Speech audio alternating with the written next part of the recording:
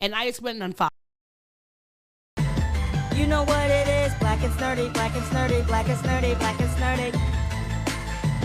You know who it is, black and snerdy, black and snerdy, black and snerdy, black and snerdy. Ode, Maurice, Ode, Maurice. Maurice, Ode, Maurice, Ode. Black and snerdy, black and snerdy. Black and snerdy, black and snerdy. Hey, oh. Yes, Mo? Are you ready? Let's go! Black and snerdy, black and snerdy, black and snerdy, black and snerdy. It's the Black and Snerdy podcast with Ode and Maurice. Hello. Hi, Auntie Debbie. Hi, Hey there. Vibrate Happiness. You're just in time for the start of the show. Welcome to the Black and Snerdy podcast, the only nerdy, Place? black, sexy, nerdy podcast where two sexy nerds cover the news you could use, mental health, and a whole litany of other topics. A litany? Live here on Instagram and in podcast form. If you're not on Instagram Live, you can always download our podcast.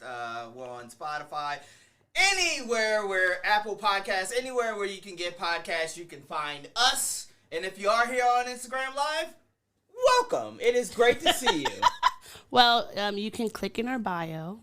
That's up there, wherever you are.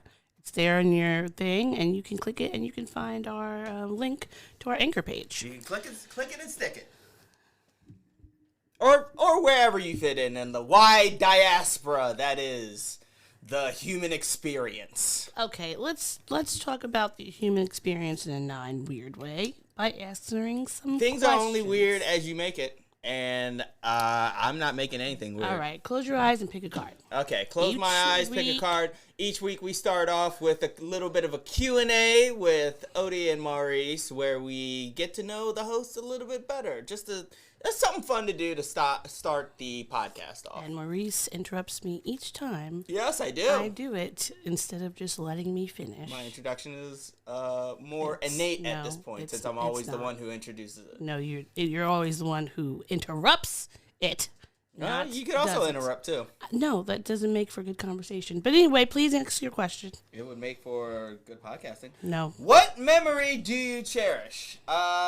What memory do you cherish? You answer the question. You go first. Oh, I asked the question. Okay. You answer the question. You ask the question and answer I'll answer it after you answer it. I don't want to I answer it asked first. you the question. You asked the question on plenty of times See, and say it first. You see what I have to deal with? Anyhow, just a bunch of negativity. Negativity? Yes, negativity. Negativity? Negativity. All right. Negativity.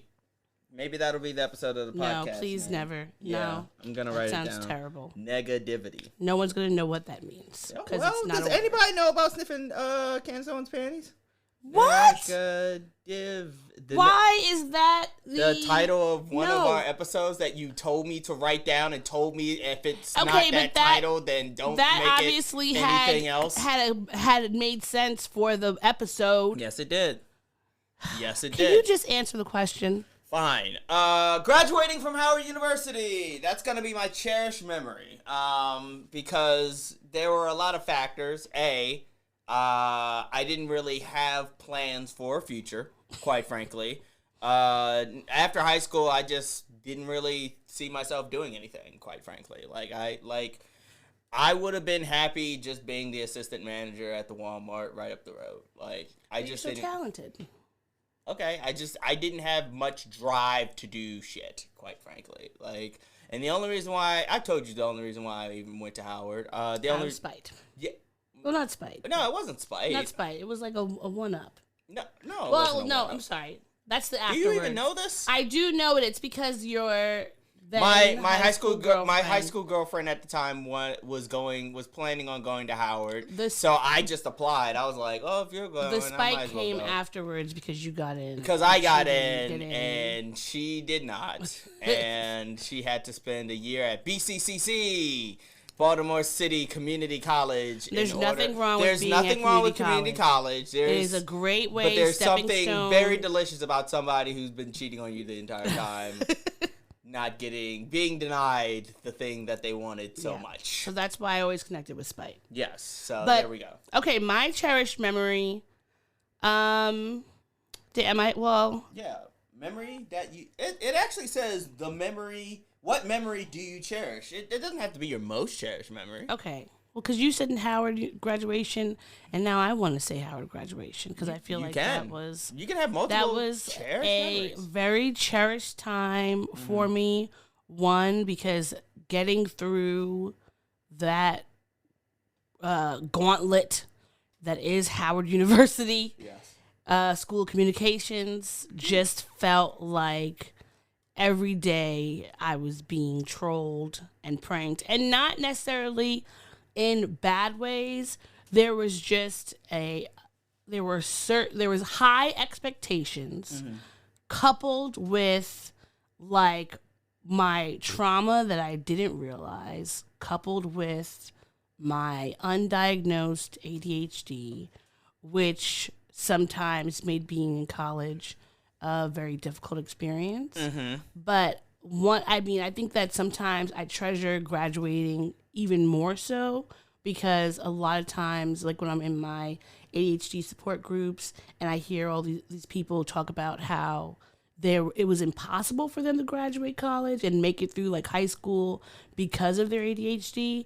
And I feel like even though I had struggles and things that didn't feel the greatest at school, I'm like, I graduated, and graduating college is a very big accomplishment. It doesn't matter what college you went to, if you were there if it was a community college, if you were there, went to a 4-year, an Ivy League, whatever the case may be. If you went through college and you were able to graduate, that is amazing, and you should always big yourself up, because those are the most stressful years of your life.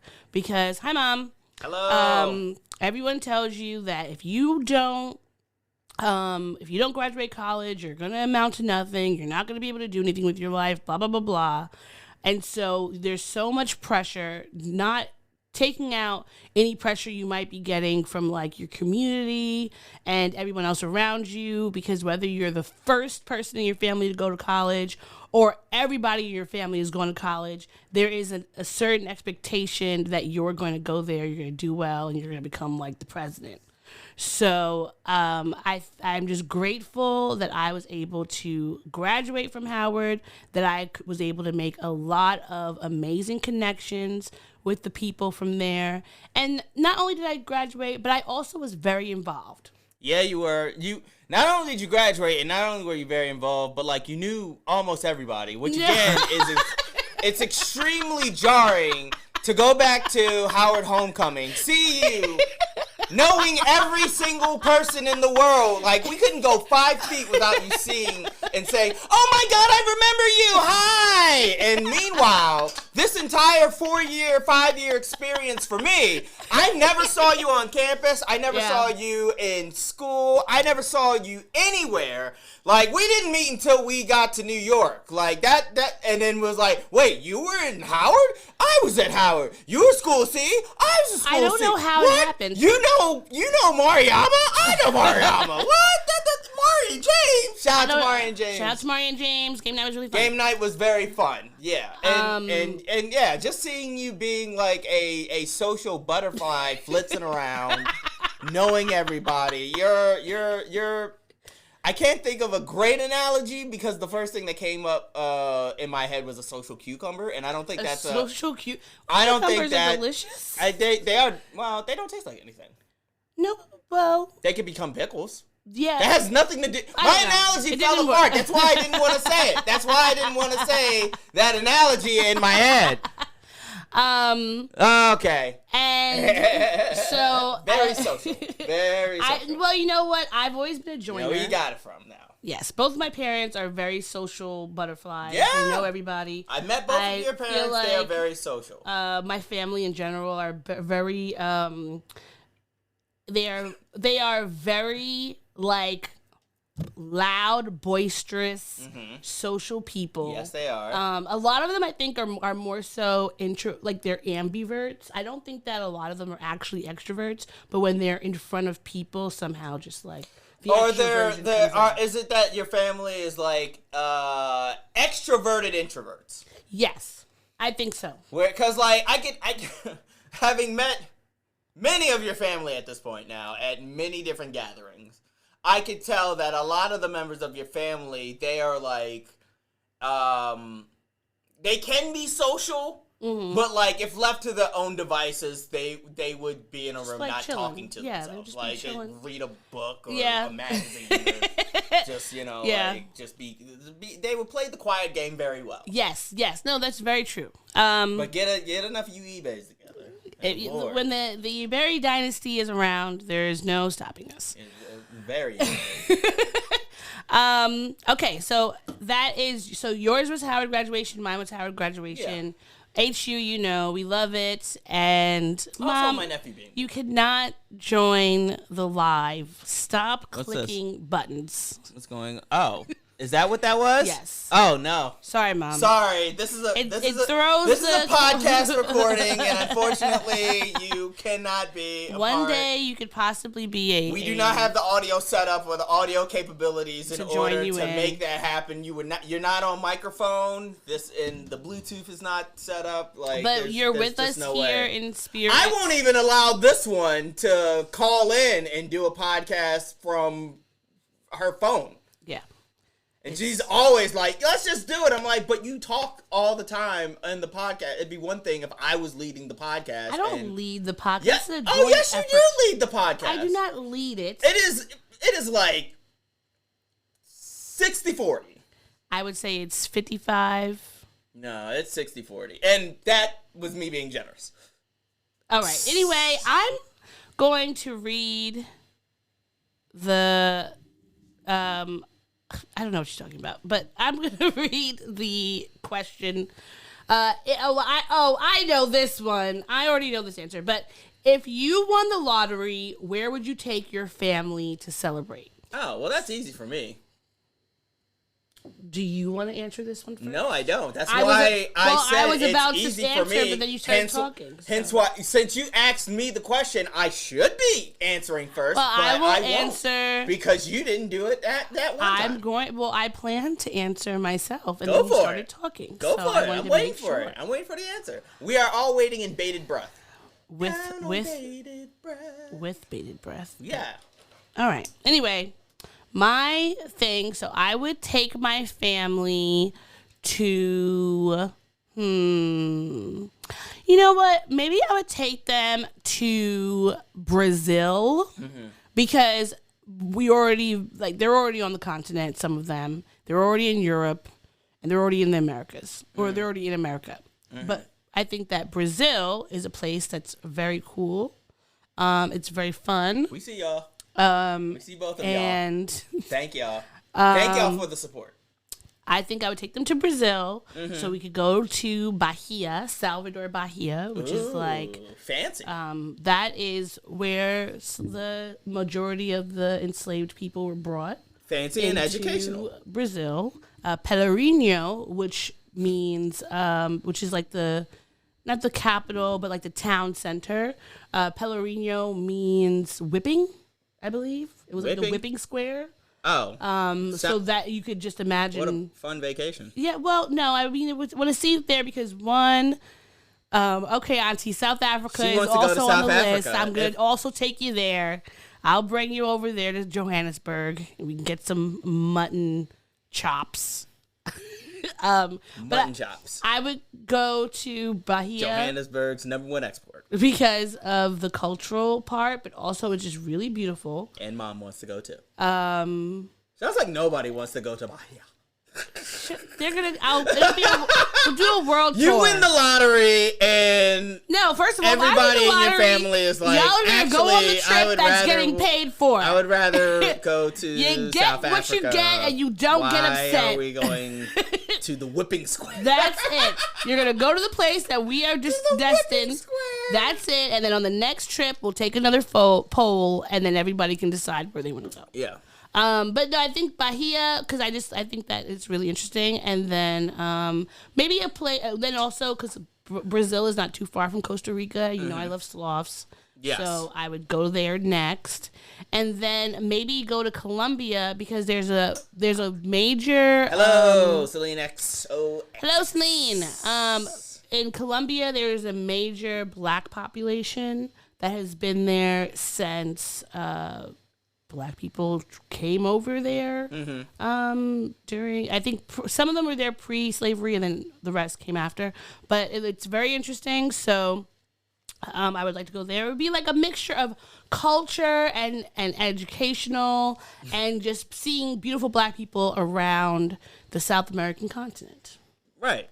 So yes, okay, where are you going? I'm going to Barbados. Yes. Duh. I knew you were gonna say that. And I'm taking my whole family. Like, I'm taking my mom's side, my dad's side, family members that don't get along, family members that I don't even fuck with. Like, everybody's going to Barbados for an entire week. I'm gonna do it 6 months out. This is what I'm gonna do. I'm gonna do 6 months out. Wait, you're gonna tell them 6 months out? No, yes. I'm gonna say, hey, I'm gonna buy the ticket 6 months out, and then I'm gonna tell them, are you gonna get a private plane? You have for my yes, because I won the lottery, and it makes sense to get a private plane for maybe for the immediate family gets the private plane, like the immediate family of like mom, sister, dad, their significant partners that want to come. And then everybody else can, they can buy their own. I'm fronting the vacation. Why is it that nobody can get their own plane ticket? I've given you 6 months to make plans, to figure this out. So, and unfortunately, it's not an all-inclusive vacation. It's only when you get there. Once you get there, yes. So you need to get yourself. I will make sure that the resort that we go to is all-inclusive. Okay, so an all-inclusive resort. It'll be an all-inclusive resort. Fully paid. Yes, fully paid. I'll pay for the rooms. And not like a Rio resort, like a real nice one. I don't know what a Rio resort is like that. Rio has all those resorts around the islands, and they have some hotels like around the world. But they, comparatively to like a Hilton, are pretty chinky. And I have not. Aunt Debbie makes a really good point.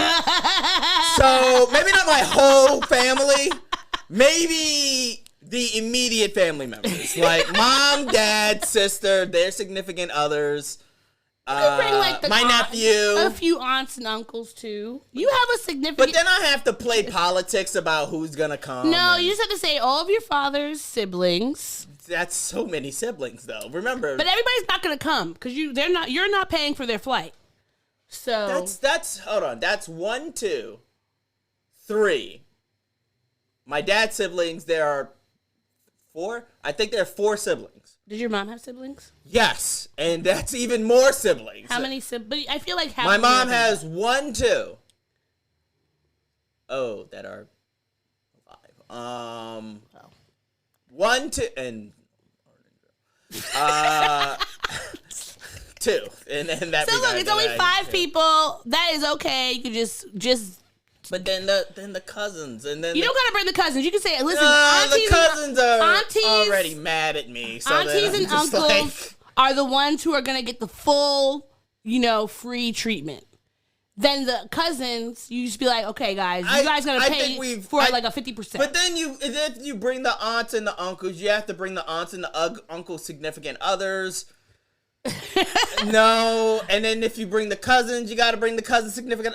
No, you know what? I'm keeping it to the immediate family. I'm sorry, Aunt Debbie. You made a really good point about. There goes the lotto. Not if you won the billion. If you won the billion, then money is just. Celine makes a good point that you could have them tussle for. This is the Hunger Games.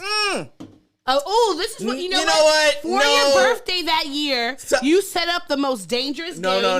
Yes, you set up the most dangerous game. They all have to complete it. Whoever makes it out. Celine, what you don't understand is like my family is of a certain generation. They've seen some shit. So the last thing I need is a Hunger Game, and then like there's gonna be a war that. I'm gonna be like the figurehead who they gotta take out and then get my money, and then it turns out that in my will I gave my money to my nephew, and then he's on the line now. So no, I don't know about that. So I don't know about doing a Hunger Games style survival. I'll just say immediate family. I'll just say my Immediate family. It sounds mom that's and okay. dad, the ones that made me, the ones that raised me, and my nephew as well. Yeah. Yeah. I mean, that's fine. Keep it. We go to Barbados. It's all inclusive. We have a good time. We take off for 2 weeks. 2 weeks. And then That's a good long vacation. that is a long vacation. 2 weeks. It's long enough that we can, we could spend enough time together, but it's also long enough that if we get sick of each other, because we have this thing in our family called the Sands of Time, where we have one of those hourglasses, sundial hourglass sand glasses. You know what I'm talking it's a about, sand right? glass. It's a sand glass. You flip it, and that's how long it takes for us to enjoy each other before we inevitably get sick. But it's an island, so you just spend time together. But Yeah, we everybody spend doesn't have time to be together, together and 24 hours. And then if they want, they can go on different excursions around the island. They can go visit like family members because it's Barbados. Like, they can go to various places in the on the island. On the island. I was gonna say the concho for some reason. Because I've been drinking. Do they call that? No, do call it they concho? do not. They don't call it anything. They call it something, but they won't tell me. All right. Oh, is Odie invited? Depends. Am I invited to You this can come. learning whipping town that you want me to go to? You can come to the whipping town. Am I going to the whipping town? Yes, you can. Well, come. then Odie can come to the Barbados trip.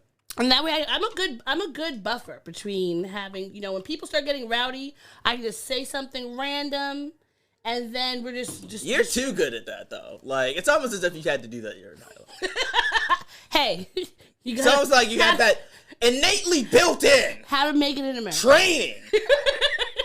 Okay. Yeah, so we'll go on diffuse- each other's family vacations. Diffuse I'll family eat all the awkwardness at all food costs. and sleep on all the beaches. That's that's ultimately my biggest thing, is that I want to sleep on a beach. You want to and- sleep everywhere. That's Yeah. not a new thing. Yeah, You would although want it's to sleep on any vacation. You're complaining that I want to get rest. I'm No, so that's- sorry. that's a that different thing. One of the main things I like to do is go to sleep. I work so hard. I do so much work Do you? during the week. Yes, I do. You know what? I am a man about town. If you want to sleep for 60 hours a week, Yeah. do you, boo-boo? Yeah. It is They say your sleep world. is the cousin of death. And, hey, enjoy it. Yeah. I like naps as well. I like naps too. Not as much as you, but I Yeah. can understand. Oh, no, not as much as me. I can understand the And I have vacation coming up, right? I know, you're going to sleep the whole time. Yes, I also have God of War. Thank you, Mom. Shout out to my mother who bought me God of War Ragnarok. I will be playing that this entire time. And By the time I then get back, also sleeping. I bet you would have beaten it or Oh, gone I don't halfway know. through. They're talking about it's a 73-hour game, and I've only played it for like maybe 4. Okay. That's What a- am I? No, I'm just gonna say, what are you gonna do for? How much more story could there be for 73 hours? Well, there's also side but- missions as well. There's other stuff that you can do in the game other than just the story. When I get back from being in Raleigh, I want to try to play. Why are you laughing at me? Why are you trying to play this I want to game? just play it. It looks like you're having fun. You're always slashing things. And you're always breaking stuff up. How about this? Start with Guardians of the Galaxy and then ease your way up to God of War. I mean, I will do that. I get because fine. there's also puzzles in the game. There's puzzles? Yes, there's puzzles in the game. Okay, well, I like that. I'm good at puzzles. No, my mom has not watched. No, my mom just figured out how to listen to this as a podcast. But you know what? She's learning. She's learning. She only recently started listening to podcasts. I don't in general. believe she has an Instagram, which should tell you either she is not on Instagram or we are not following each other on Instagram, which is not a bad thing. That's not an omen or anything like that. I just don't think she uses Instagram like that. She has a Facebook. I know that much for sure. I get those lovely Facebook messages every 4 days. Oh, well, I get Facebook and Instagram messages every day, all day, about links that my mother does not Nobody said vacation. What? All right, y'all are gonna get kicked out of the. You're gonna get kicked out of the Instagram live if you don't behave yourselves. Thank you. Somebody's still mad at me. Anyhow, didn't say why. Anyhow, so moving forward, did you answer your question about the whooping town? I answered my question, and I answered my question about the about Barbados. So now it is time for us to slide our way into the next section of the podcast, where we talk about the news that you could use and everything going on in the world today. You read any good news in the newspaper page? I did. Are you going to press? Love and condition are the grand design. Some people say it's even harder to find. Well, then there must be some magic truth. Okay, no, we're not doing that. Inside these center walls. All right. All I see is a tower of dreams. Real love bursting out of every scene. All right, press the button. All right, and this is our pop culture segment. This must be pop. And right now, where do you want to start? Where do you want to begin? Okay, I think that I have it between the worst shenanigans to the best shenanigans. Bruh. Don't get her started. All right, so we're going to start off. Mm-hmm. We're going to start it off with updates on some matters, specifically Tory Lanez. Yes, the Tory Lanez. The troll himself. His trial. The trial of the troll has been the happening. Trial. Oh my God, that's the name of the podcast. The Trial of the Troll. I know that there's somebody on here listening who will not agree with us. I'm not going to say who, because they like this person. I'm not going to say. Well, they could have also dropped out because... oh, maybe they did. Yeah, there's only the family members are still here. But it's a family affair. Tory Lanez, his trial against for possibly shooting Meg Thee Stallion. It's not against Meg Thee Stallion. It's against the Los Angeles County. Yeah. But it's for him allegedly shooting Meg Thee Stallion. Yes. And they have been doing all these different forensics, et cetera, et cetera, et cetera. Discharging a weapon within the county. And I think it was ill intent. With ill intent, yes. I would be able to tell you explicitly, but Mercury's shadow is on right now, and my technology is being a bum. Yeah. So they've been delineating for this last week. They had Megan's ex-best friend. Too Much Tito. That's also a good title. Too Much Tito is a good one. Thanks, Mom. Meg Thee Stallion's best friend, she spoke this week during the trial, and it seemed that she was backtracking on what she was saying during the initial report. She was backtracking hard. She said that she didn't see Tory shoot the gun. She heard the gun being shot. She said that, what else? Didn't she say that they bribed her? Like they offered her that Tory and his camp offered $1 million. I wasn't sure if that was to Megan or to her. I thought Megan said that, and then because I remember the prosecution asked her, and she kept pleading the fifth. Oh, okay. So I don't know if it was just to her and to possibly Megan, because I saw a few different accounts on that. Can I tell you my fear? What? My fear is that they are going to lead. This is going to lead to a mistrial. I can see that. Because right now, like, with this one, between the fact that they can't find the bodyguard. Mm-hmm. Yeah, he's gone missing. The bodyguard has disappeared. Meg Thee Stallion's bodyguard has gone missing, which I'm like, was this like something horrible happened to him? Like, is he kidnapped by Tory Lanez camp so he can't, I don't know. Or worse. Or worse. I mean, anything could happen. That it's not acid like... bullshit. I don't know. I've been watching a lot of Breaking Bad. Yes. And just like when somebody goes missing. You never know. Like, especially in a technological world today, like, you're telling me you can't, he hasn't shopped at Dillard's at all, you know what I mean? Like, showing up on somebody's security camera in the grocery store, at Safeway, anywhere whatsoever. Does any of these, are these regional? these grocery stores that I'm talking about? Oh, okay. I'm sorry, associated. It was Megan said that Tory Lanez offered her $1 million to stay silent. Yes. Well, I think that this trial has just been very sad. Like, Megan has talked about how she feels embarrassed about what happened, and some of what she said during her testimony is that people don't believe women. I'm telling on one of y'all's friends, and now everybody is going to hate me. And she said that every man in a position of power in the music industry has been giving me hell for going on the last 3 years.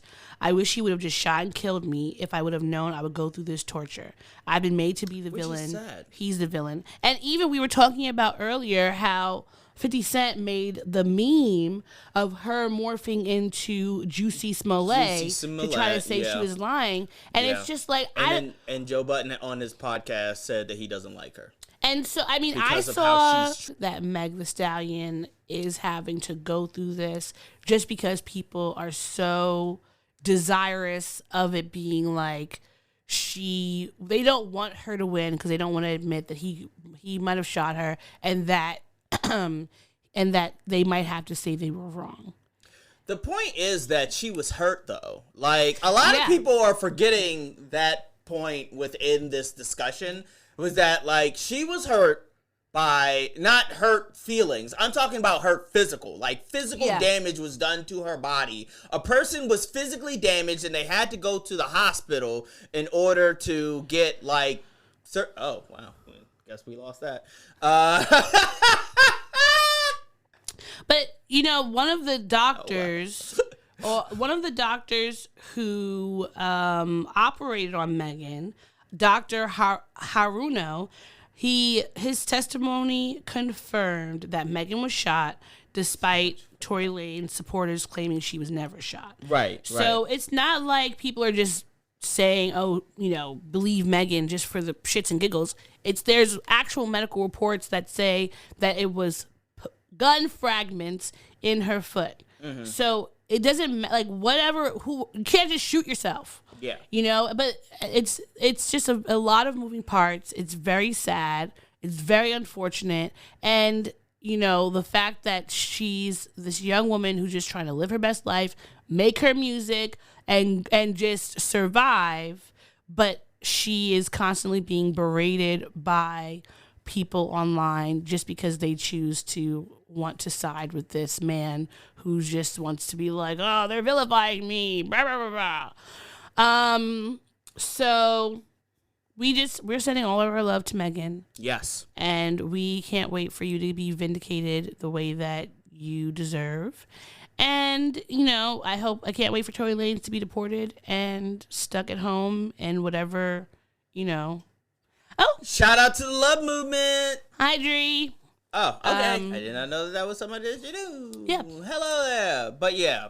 So we'll be monitoring the developments as they continue. What's next? All right. So, Gunna, the rap artist who was being charged with, what's his name? Rico. No, he's being charged with Rico, but Young Thug. He was arrested along with Young Thug on Rico charges in this YSL case. Hello, YSL. Beverly. Oh, that's my Auntie Beverly. Hello. Oh, family up in the building. Look at all the family in the building. Like, this really is a family affair. Family and friends. Come check out the podcast. We do this every week except for the next probably 2 weeks. Because you'll be out of here. You're like, I'm going to see the baby. I gotta see my baby. Yes, I gotta see that baby. Okay, so Gunna was released from a prison in Georgia on Wednesday after pleading guilty to one charge of conspiring to violate the state's racketeering, influenced, and corrupt organizing act. Yes. So he said in a statement, I have chosen to end my own RICO case with an Alford plea and end my personal ordeal by publicly acknowledging my association with YSL. An Alford plea in my case is the entry of a guilty plea to one charge against me, which is in my best interest, while at the same time maintaining my innocence toward the same charge. Right. So it says an Alford plea is a negotiated statement in which a defendant maintains their innocence but acknowledges that the prosecution's evidence would likely lead to a guilty verdict. Okay. So there was a lot of debate when it was initially stated that he got off or got out, I should say, and with commuted time spent. Yeah, that he had, either pled guilty or that he had snitched or something like that. I have never been in this position, nor do I hope to ever be in a position like this. Yes. I am not affiliated in any way, shape, or form in any organization that could be considered. You're not a part of YSL? I'm not a part of YSL. I'm part of MW. All right? That's the only... MW gang. You used to. And then we jumped you out. Like... Bleed in, bleed out. The point that I was trying to make was that I gotta imagine that when you are facing down like when Rico was on the table, like they got you like that. Yeah. That is time spent gathering evidence, gathering information. So to get a legal sort of finagling, in which case you can still announce yourself as innocent, but also like this Alford deal that is being considered right now is a pretty smart move. That's a pretty smart move in my opinion. Well, he's been wanting to make it known that he is not a snitch. And he said in a statement, while I have agreed to always be truthful, I want to make it perfectly clear that I have not made any statements, have not been interviewed, have not cooperated, have not agreed to testify or be a witness for or against any party in the case, and have absolutely no intention of being involved in the trial process in any way. Yes. I think that is just, he wants to keep his street cred. Yes, he wants to be able to... Because he has to figure out what his future is now. Like, he has to be able to still make music and... Well... having a what is the word? Having a RICO charge against you, I feel like that adds to your street cred, really. Right, but racketeering. If you're considered a snitch, though, then all goes down. I mean, just look at 6ix9ine. Oh well, he was like he was telling. He was telling everybody. He was telling everybody that he was gonna tell, and he did tell, and he told. But you know what? Look at he was white privilege telling because he still has a space. He was the in duck hip-hop. and Goose Goose Duck.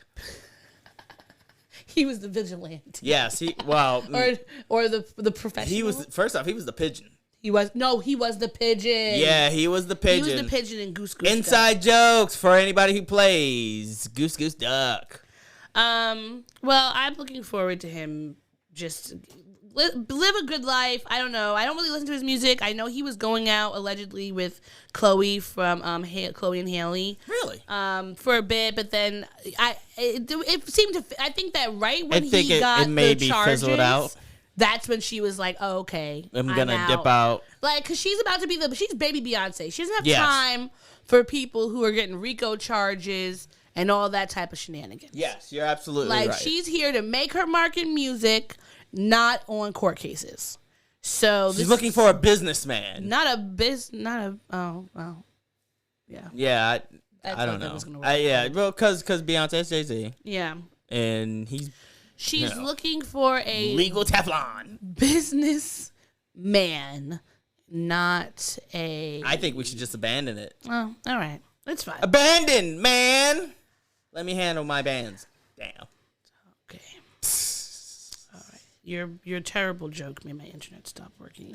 First off, my terrible joke did not make your internet stop working. Now anyhow, it won't pull up. It's but all your fault. we're both interested in seeing what ends up happening with him, seeing what he does next. I liked his music. Like, I don't honestly. I'm sure that I've heard music from him that I enjoyed. I just literally I couldn't think tell he's you. on the. I want to say he's on the Hot remix. Making it hot. I have no idea what this is. With Young Thug, Travis Scott.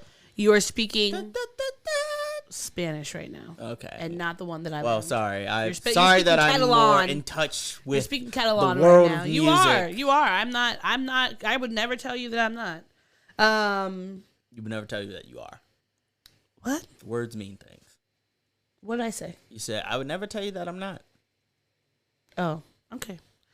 You better. So, okay, moving on. This is some good news, goodish news. I don't know. But do you remember the woman in Texas who was murdered, Atyana Jefferson? Mm-mm. And in 2019, she was shot by this police officer, Aaron Dean. And there were a few, I would say, protests in her name. She had, it says that he shot her during an open structure call after leaving her front door open. Mm-hmm. He shot her through a window of her home. So, yes. Okay, I remember her. Yes. She was playing video games with her nephew when he shot her, I believe. And there had been lots of calls for justice on this case. But I would say, thankfully, her family has received some sort of justice because he has been convicted of a manslaughter charge. Mm-hmm. And this charge he could face up to 20 years in prison.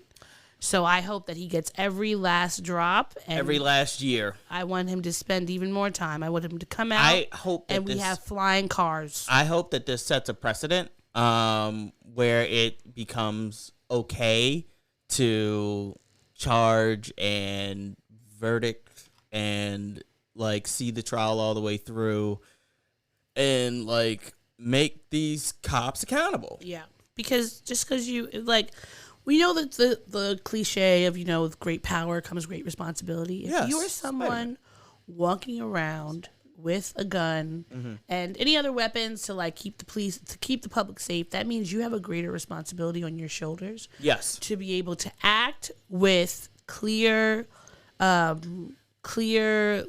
mind and not to allow these sort of accidents to happen, because shooting a gun is not an accident. You have to make a conscious choice to take it out the holster, remove the safety, and begin shooting. So the worst thing that ever happened was when they passed that ruling that like cops could say they were feared for their lives. Yeah. And that's why they discharged their arm or anything like that. And that probable cause, as far I don't know, I don't remember what the specific jargon was, but it was something along those lines, and it just made, because all they have to say is like they were in fear for their life. Well, guess what, sir? You took up a job where like you're supposed to be above fear. You're supposed to get training in order to have a clear head and clear mind in order to make decisions within a moment's notice. And if you make that decision to end somebody's life, that doesn't tell me that you were afraid. That tells me that you were calculated. It's premeditated murder at that point. Exactly. So if you are in any sort of military, in any sort of armed forces, anywhere you're holding a gun to protect people, the onus of you being able to deal with fear should be much higher than a regular everyday citizen. You know why I always call bullshit on it? Because otherwise there'd be more friendly fire in cops. Yes, because if someone jumps out and you accidentally shoot them. Wouldn't you be afraid of the person next to you who also has a gun? You turn around a corner and someone's pointing at you. Oh, it's dark. I didn't realize. Yes, no, you're exactly right. Exactly. So, just saying. It should cut both ways, but legally it doesn't, and it's fucked. So, anyhow, I hope they get the full 20. Well, no good behavior. That is, I find that to be, I'm hopeful that more police will be having to pay, having retribution, for their actions. whichever they are, whether they kill someone or not. Like, if you are harming people with a badge, that is a problem.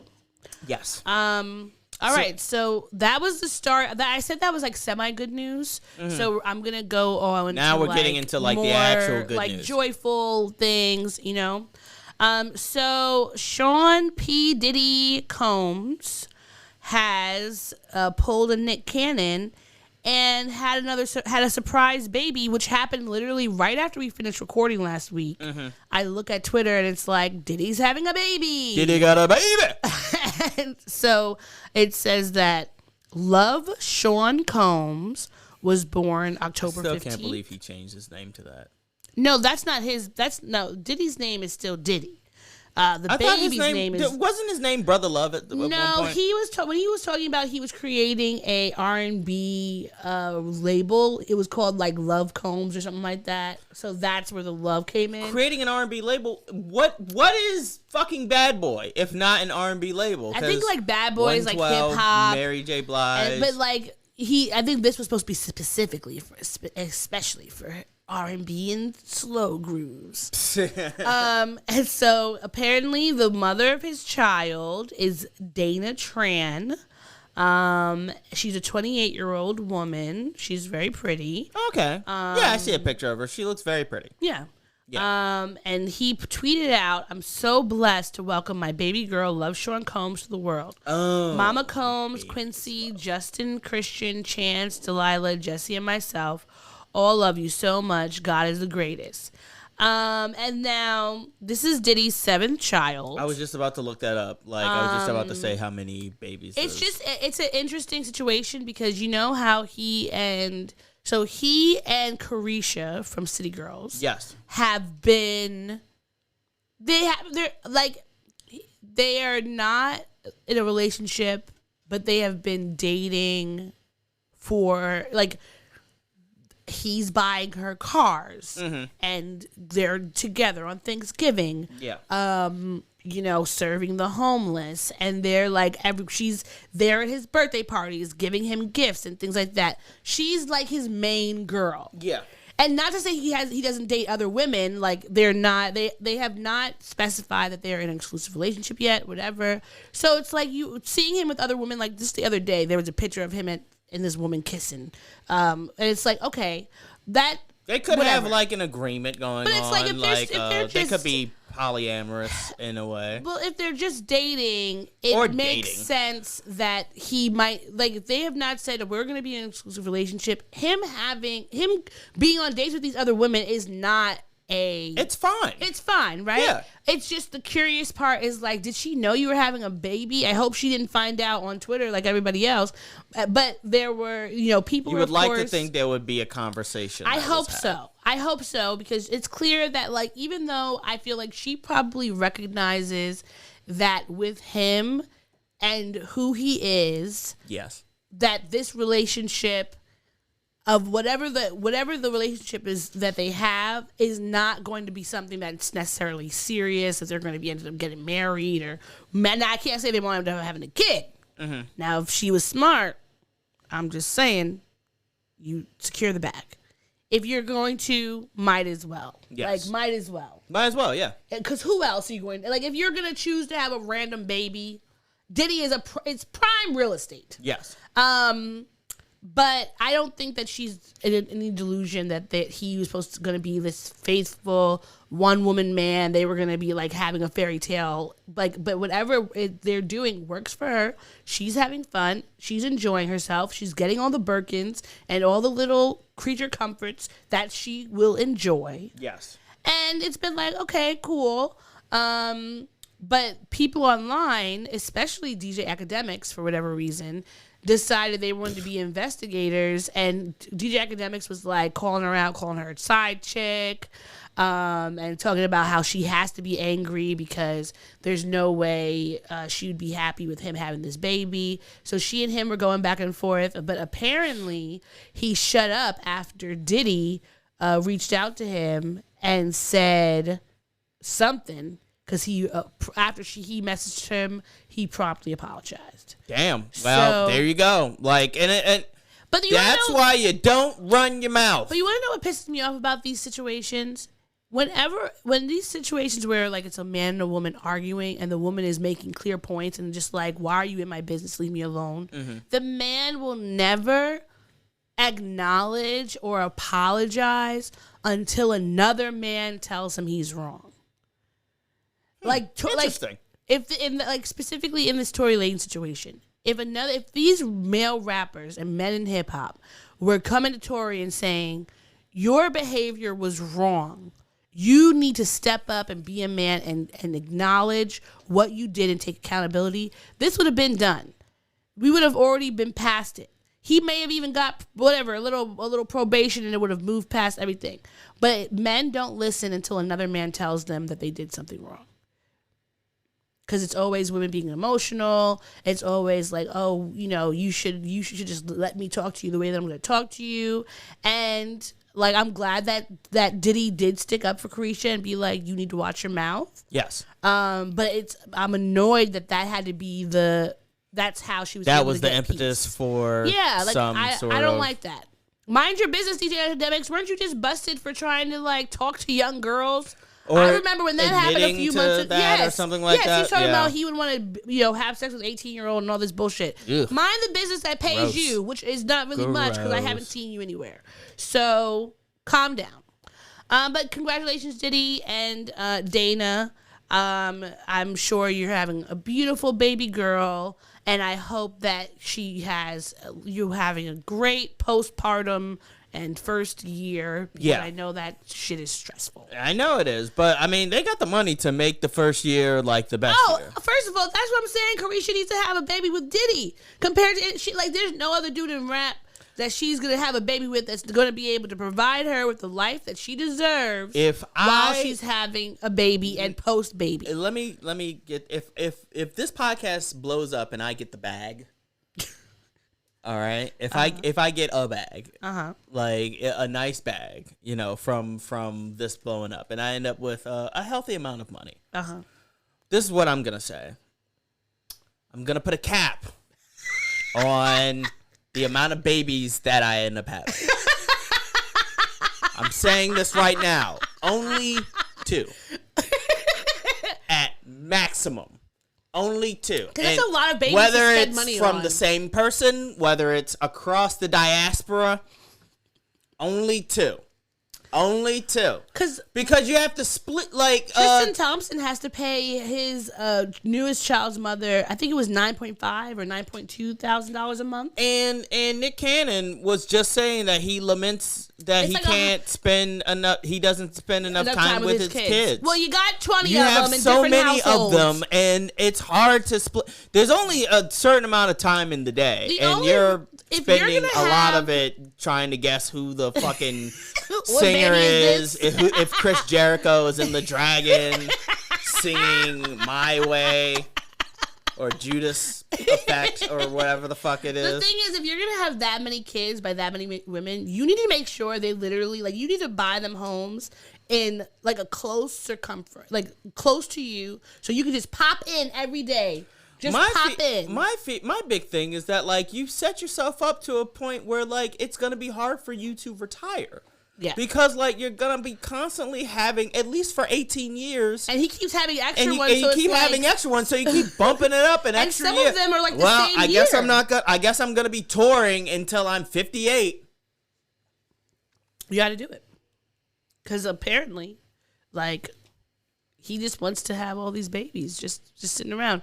And he's been saying he can't spend enough time. Mariah wants him to spend more time. And if you're not spending time with Mariah's children, I can't imagine you spending any time with any of them. I keep forgetting that he had children with Mariah Carey. Yeah, I think she wants to with forget Christmas that as well. incarnate.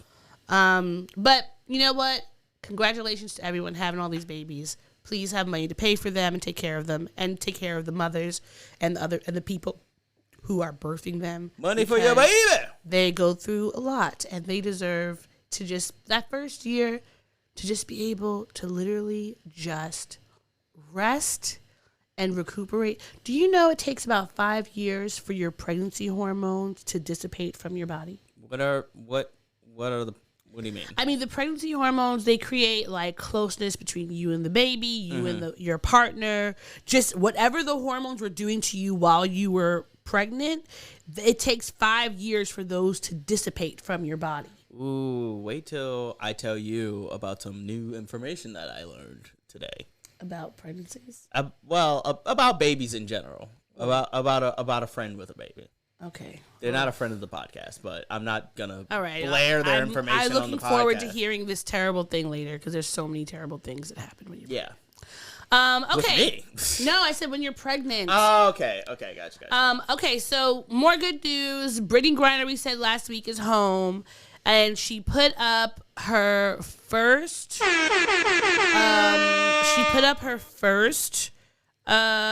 Announcement on her Instagram since coming home, and she said it feels so good to be home. The last 10 months have been a battle at every turn. I dug deep to keep my faith, and it was the love from so many of you that helped keep me going. From the bottom of my heart, thank you for everyone for your help. And then she goes to list, everyone from her wife, her family, the Phoenix Mercury, other people in the WNBA and the NBA. And I'm glad to see that she's home, that she is, committed to bringing home other Americans who are abroad and in POWs, essentially. Yeah. And she said she's going to be rejoining her team, the Phoenix Mercury, which I'm very happy about. Yes. I was unsure if she was going to do that, even if it was just the first year, because her body's been through a lot of trauma. Even in the best conditions, being in prison ages your body. Yes. Like twice the amount. Yes. Which is why, sometimes you'll see someone and they're like 45 and you're like, wait, what's going on? But those, nothing in prison, nothing in a prison, America or abroad, is there to help you, be physically whole. So I'm glad that she's able to get back to doing what she loves, dominating on the court. I hope that this spurs more conversation in getting the WNBA players more compensation. Yeah. So they do not have to go to places like Russia.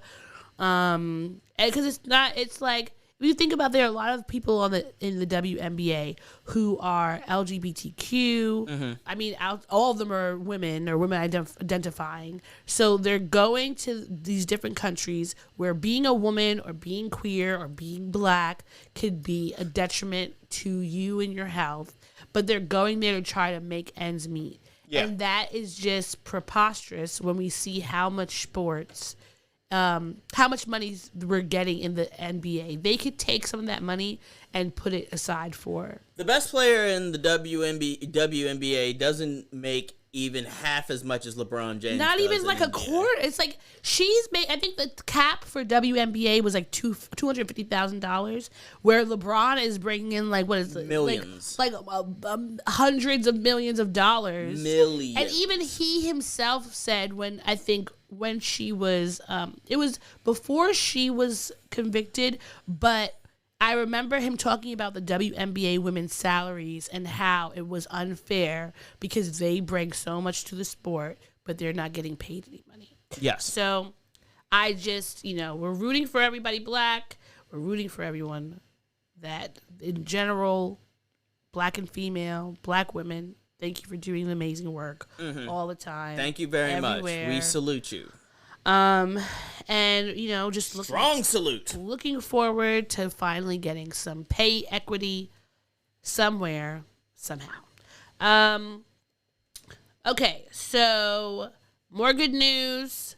Harvard University has elected its first black president. The other HU.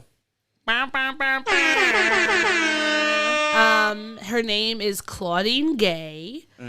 And she was the Dean of Faculty of Arts and Science, and she will officially begin her role on July 1st, 2023 as the 30th president of Harvard and the second woman to lead, which, what is very amazing. I remember a few years ago I wrote about Hobson.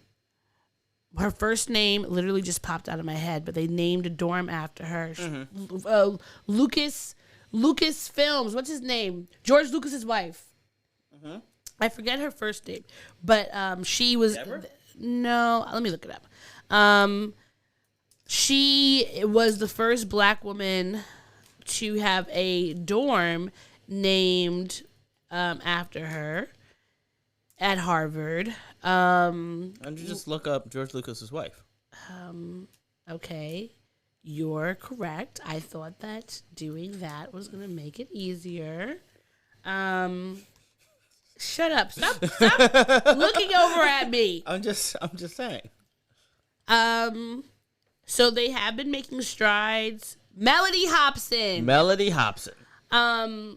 And I believe the dorm that she had been it was the dorm she lived in when she was there, and it was named after someone who was like racist and white, of course. So it was like they were making progress, and they were saying they were committed to more, racial equity and diversity, etc. Yeah. So which now puts a lot into perspective when I realize that a certain company that I know has 71 people, and then I look around and I'm like, where are all the black people? Where are all the brown people? Well, they're on the customer service department. So congratulations to her. I'm very excited to hopefully this means, bringing more black people to Harvard. Yes. She said, as I start my tenure, there's so much more for me to discover about the institution that I love, and I'm looking forward to doing just that with our whole community. So good luck. We are wishing you lots of success in this new position. Wishing you the best. And I was looking forward to see what's going on. Yes. Okay. The last good news is that Queen Riri, our Bayesian queen. Yes. Well, my Bayesian queen. She's everybody's Bayesian queen. Well, but she's more so mine because my family's from Barbados. She's for everybody. And okay. She's Bayesian. She's everybody's No, she Bayesian is for everybody. Queen.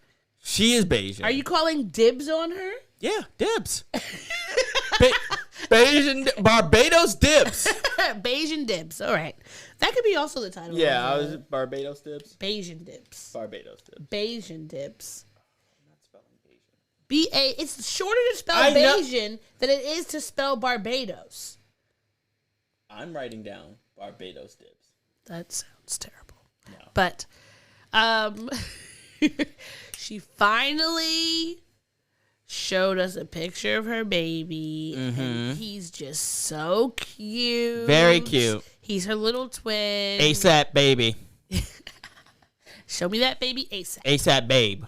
ASAP babe. Yeah. ASAP diapers. That's what they would call him. ASAP. No. Maybe ASAP milk. I was gonna say ASAP pram. Well, like ASAP yams. Oh, ASAP pram. I feel like in the Caribbean they say pram too. For the pram is like a British term for my family played the one of those baby games at my sister's baby shower, and one of the words that was to be guessed was pram, and no one knew what the fuck that was, and we were so pissed. I was also the DJ, and I was terrible because I just kept playing music that I like. I was like, "You're gonna get Mos Def, you're gonna get Kanye West." Well, this was before. This was back 17 years. Wow. Yeah. Oh my gosh, Time Kate is flies. gonna be 17 in no time. Yeah. It's gonna fly. That's stressing me out. It's gonna fly. Well, time flies. All right, so we are about to restart our live since we only get an hour. Yes, we'll be. Yes, we'll be back. We'll be right back. We'll be right back with more of the Black and Snerdy podcast after this commercial break. You're listening to the Black and Snerdy podcast. We now return to the Black and Snerdy podcast. Too many bottles of this wine we can't pronounce. Too many bowls of that green, no Lucky Charms. The maids come around too much.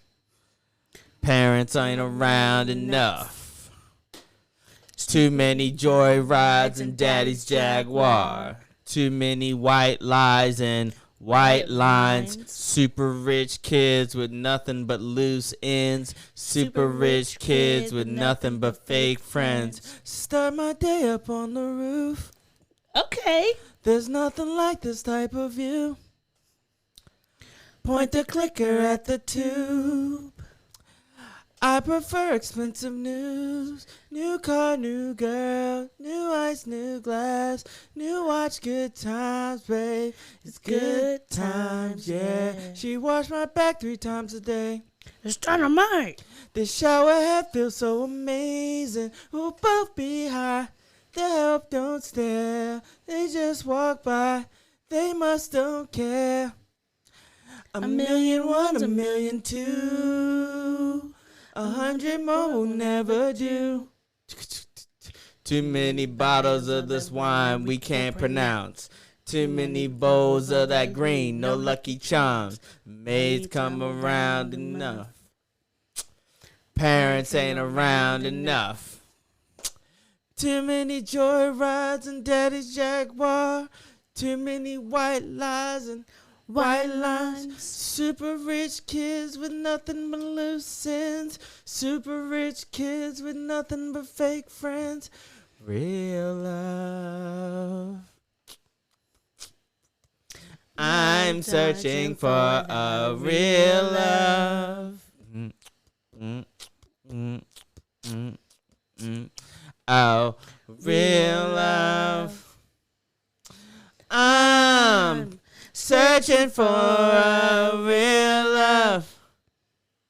A real love. All right, I can't do the Earl Sweatshirt rap. Frank Ocean, where are you? Yeah, honestly, Frank Ocean is the best R&B artist to ever get in, do his thing, and then dip out. Like he's probably just like writing lyrics for Beyonce, and just you remember like he said he was putting out this gold encrusted cock ring. Yes, I do remember that. He's just living his best life. He's just like, whatever I want to do. He's having fun. He's having fun, and I love it. He's secure in the bag, and he's just like, whatever. Here we are. I was gonna launch into a topic, but then I was like, that might be a little bit too personal. Okay. Yes, please. It had to do with cock rings in general. Okay. Well, keep that to yourself. I will keep that I to don't myself. think your Uncle Kevin wants to hear. Uncle Kevin? Who the fuck is Uncle Kevin? Who's your uncle that listens to the podcast? Oh, his name is not Uncle Kevin. What is it? It's Uncle Buster. Buster. What it is right now? Shout out to you. Hi, Uncle Buster. I know Hi, you're Uncle listening to this. Hey, how's it going? All right. So, are you ready to jump into mental? Which one is it? Oh my God. Which one is it? Here.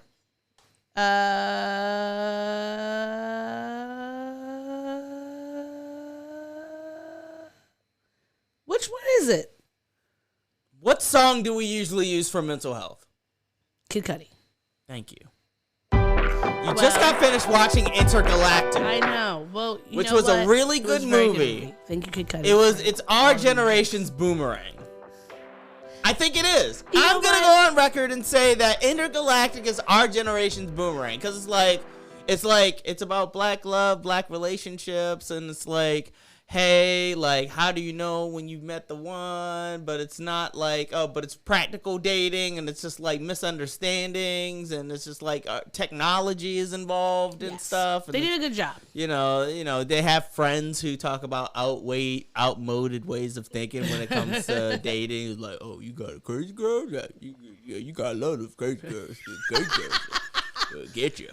Well, each week we speak about our mental health, because we are advocates, not experts. And we love to talk about mental health, our own. We want to know more about yours. Shout out to Close the Curtain Podcast. And we start off our mental health segment with a question. Yes. Now, this is going to be a very interesting question, and I'm glad that the people that were here on live before are not here.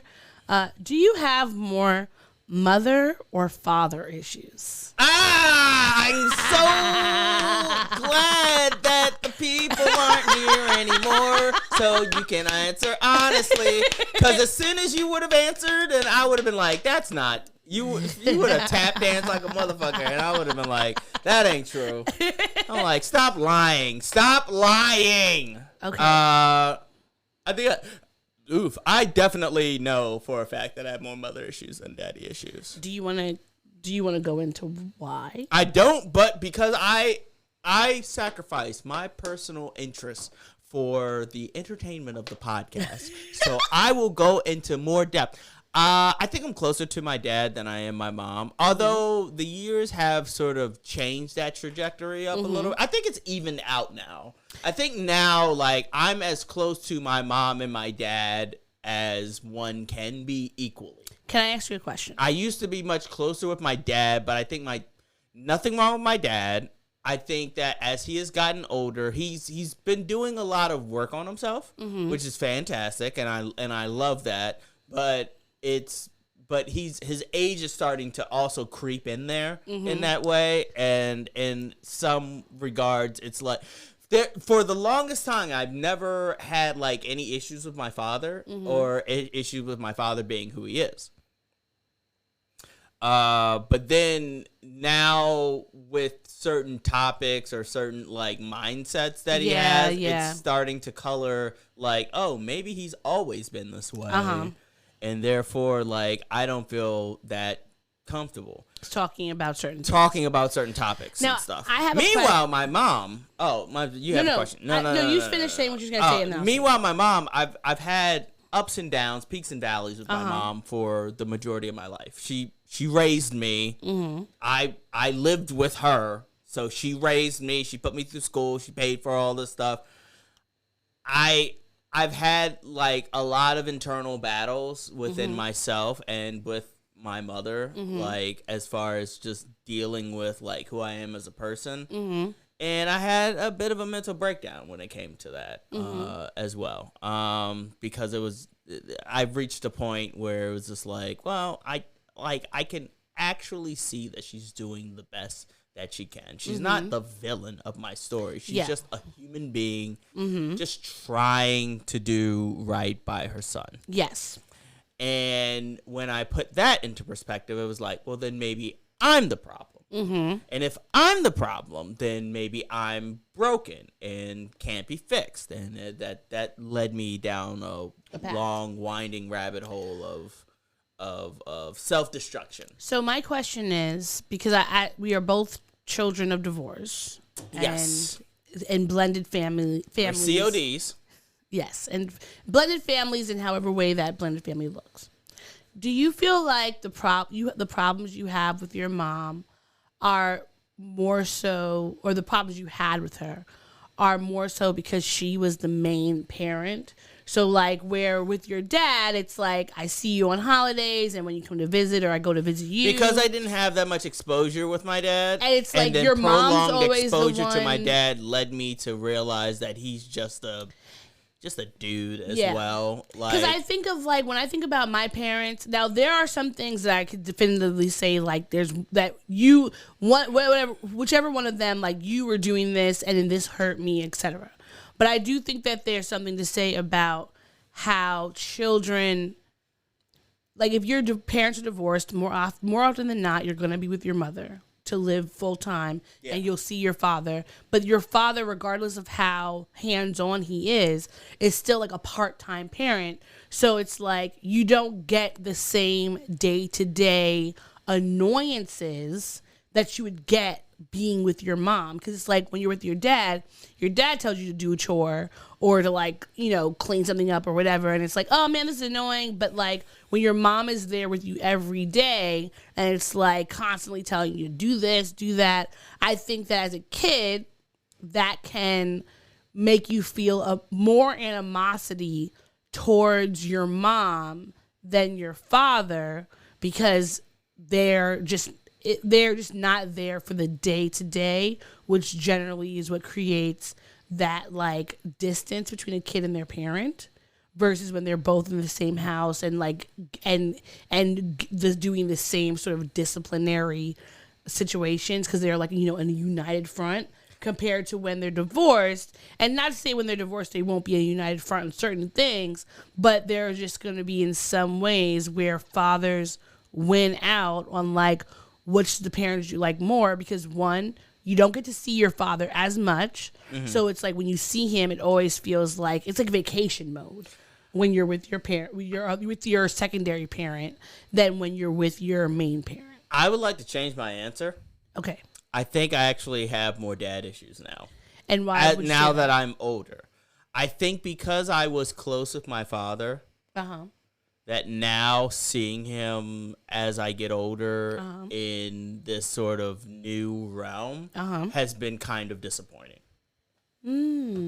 Just because you recognize that certain and a lot of the things that he says carries more weight because it's disappointing. It seems like now he's more critical for some reason. Like I told him like I'm having issues with ants and shit like that, and then he was just like, oh, like, you left the fucking pizza out here. Like, you know, now I see that you have issues with ants. And I'm like, that has nothing to do with the fucking ants. Do you feel like now? And he's like, I don't want to, you know, say anything, but don't steal any towels because I know you did that once before. And I'm like, that was a decade ago, bruh. Like, did he think we were going to take his towel? Yeah, he did. We have towels. Yeah, and I did that when I was, I did that when I was like 22. Is that why you bought more towels?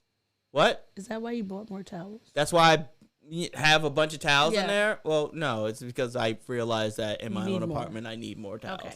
But I also recognize that like it's like his words carry more of a fucking sting now, and it's annoying to me that sort of like that's the fucking case. That type of nitpicking is not irregular of parents, but I think perhaps because of the fact I ain't gonna steal your towels, Dad. I ain't gonna steal your towels. But the fact that I did one time because I was in my 20s, and it was and you don't have towels like that. Technically, I did not have I didn't.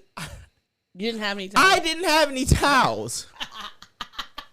I stole one set of towel. I mean, not one set. It was a towel and not even a hand thing. That's how he knew that it was missing, because I only stole the towel, the washcloth. I didn't steal the hand thing. But I would say that I feel like the reason why that hits you more than if it was your mom saying that is because I didn't have money to buy towels. When you're a kid and you're with your mom, paycheck to paycheck, that type of critique, even just an erroneous critique, is something you'll get from your mom because you're living with her constantly that you don't get from your dad constantly. So when they do say something, it's like, oh shit, like what are you at two, Brutus? Like what are you talking to me about? Like that sounds like a lot. So I think that's just like I think something that us as adult children of divorce, we are constantly trying to rectify within ourselves. And to answer the question, I would say, do I have more mommy issues or daddy issues? I would say, man, I don't know. I would say more mommy issues. Yeah. I would say that too. I would say more mommy issues. Sure. And I love both of my parents. I overheard a conversation while I was sleeping. And I knew it was a conversation because I had a dream about it. I was just like, this has to be a phone call that's happening outside near me, because you know what? The thing is, my brain would never come up with this stuff. I also had an X-Files thing. It was just like the Magoozy effect. And I'm just like, what is going on? It's the mandala effect. And then I wake up and it's like, I would say Brian that the Husky reason on why an episode of X-Files. I have more mommy issues is because growing up, because of exposure. Well, exposure, but also because I feel like the narrative of what I got as a kid of like, I felt like my mom was like a superhero. And I think that realizing that my mom is human fucked me up, which I would say for you as well. Like realizing your dad is human has fucked you up, because when you realize your parents are human, They are flawed. They're going to make mistakes and sometimes do things that might hurt you, etc.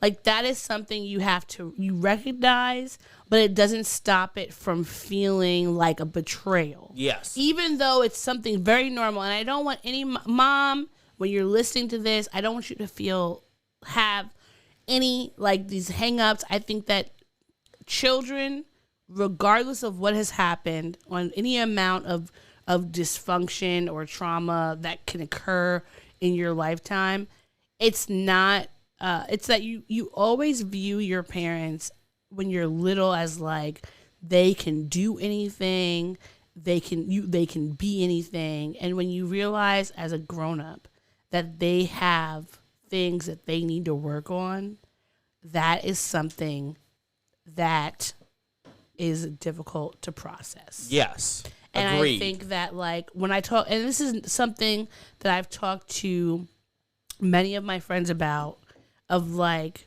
when they're having these difficulties, because raising your parents is difficult, and recognizing that your parents sometimes are going through things and that's causing their behavior to be a certain way, and yet, like, they don't necessarily want to listen to you in order to enact change, is frustrating. And I think that, like, it's hard to be like, this person is both super capable and all that, but yet I can't get them to do this, like, small thing. And being able to recognize that we are all human. And honestly, I would say that we have it better than our parents, just because of the fact that, like, therapy is something we've been doing for so long. Yes. And I think that if our parents' generation, and this is them as a whole, not just like our particular parents. Yes. If our parents' generation went to therapy and got help to help them through the traumas of their life, no matter how big or how small, that we would all have better relationships with them. They would have better relationships with themselves. They would have better relationships with their co-parents. Because it's like, even though our parents, and now both of our parents, I think, have been divorced and separated at the same amount of time. If both of them went to therapy, then the issues that they have with our other parent would be reduced, because they would be able to get past or get through the things that happened during the time of their relationship, so that they could move past it, move forward, and, like, be able to have, like, healthy, cordial relationships that weren't, like, super surface. But we have the benefit of going to therapy and getting those tools that our parents' generation and our grandparents' generation, et cetera, just did not have. So I think that I try to give them that grace when I am feeling, frustrated with their behavior.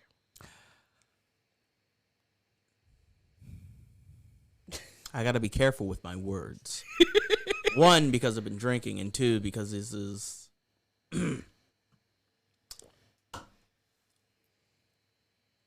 It's hard for me to grant grace when I know that they are capable of change, and then they don't.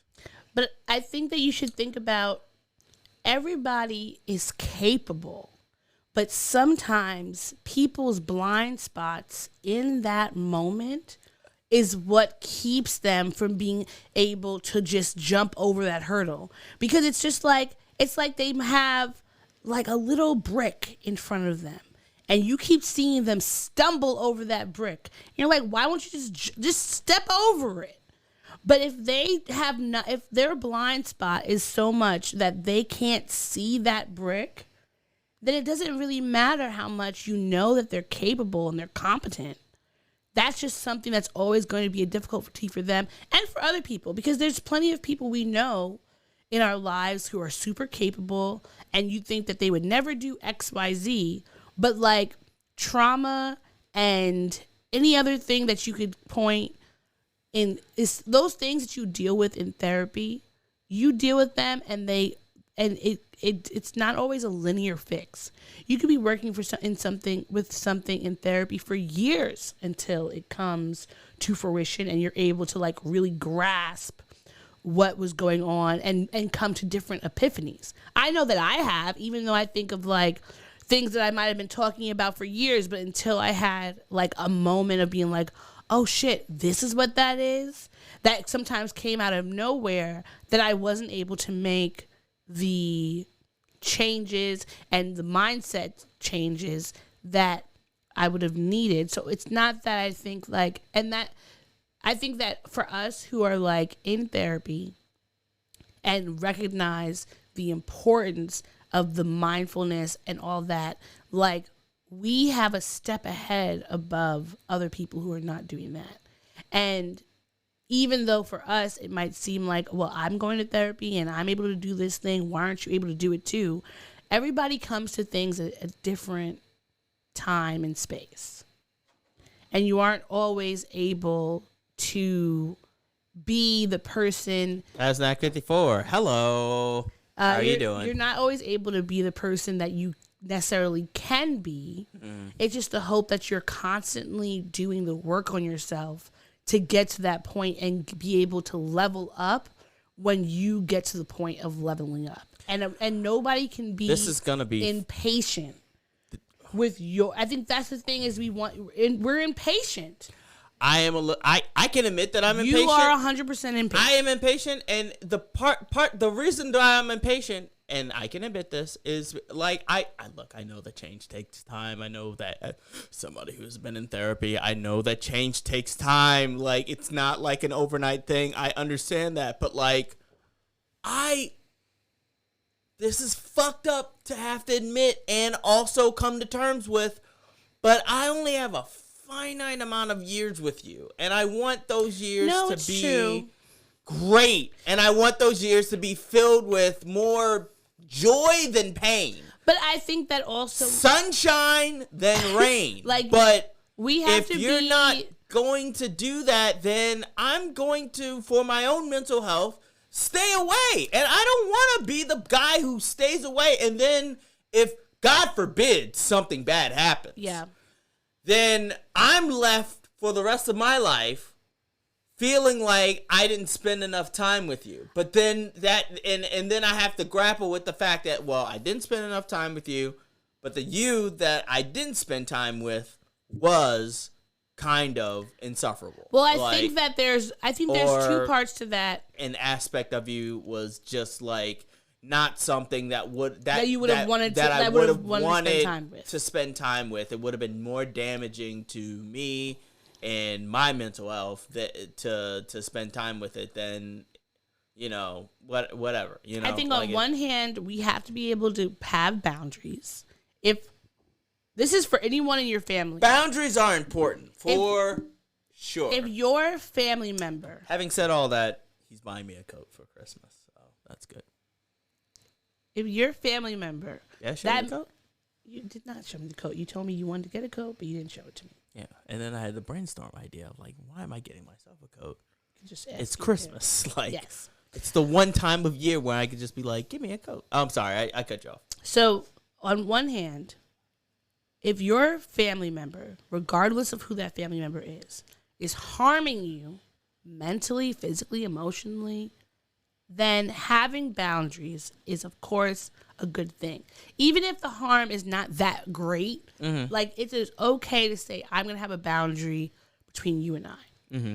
But I think that there's also the side of we have to be able to recognize that we, ourselves, our generation, we have a step above our parents' generation. Even when I think about like, not even necessarily our parents, but even the people who were born like 5 years ahead of us. Because the amount of like the idea of mindfulness and therapy and all that, like even like I say my sister's generation, and she's only 3.5 years older than me. But I think that from there to me was still a huge jump. Yes. Like think of our sisters, like they're around the same age. From them to us has still been a big leap in what like mindfulness was and therapy and all that and taking care of yourself mentally. So it's like when thinking about our parents, they are not always going to be able to get to that place because they were not given the resources that we were given. Right. We have we have so many apps, we have community groups and organizations and all that who are pushing. And we have the examples of the previous generation to fall back on, as far as like, well, we don't want to do it that way. So like they went through this and then became this. I don't want to do that. I'll do something different. And so I think we have to be both. We have to give them grace and be mindful of the differences that are there between us, while also saying, like, I'm not just going to allow you to behave anyway just because of that, because at the end of the day, you also need to be able to take charge of yourself. And that's anybody with any mental health issues or whatever. Like, you cannot cause harm and just say, oh, I have a mental health issue. Mm-hmm. Because so many people have mental health issues. It's a big thing. Mental health, it's important. Check into it. You have to be able to, like, take accountability and then try to do something else. And I think as long as you're trying, you're putting forth that concerted effort, then that is what is important versus just kind of like just wanting to float through space, doing whatever, and feeling an entitlement that your family is going to want to be around you and be with you regardless of your behavior and how it is causing them to feel. So it's a mixed bag. Well, we answered the question. I feel like we can go into a short thing of how was your mental health this week? Not great. I'm not in my blue period, but I definitely felt less energized to do anything, if that makes sense. I feel like I'm in a rut. It's one of those end of the year ruts where I, take stock in where I am and try to, like, with the tools that I've learned from mental health, try to put that into perspective for next year. Mm-hmm. My fear is that, like, I'm going to start the year off very well and then just, like, have a misstep and then just go back into the same bullshit. Well, you do know that life is all about ups and downs.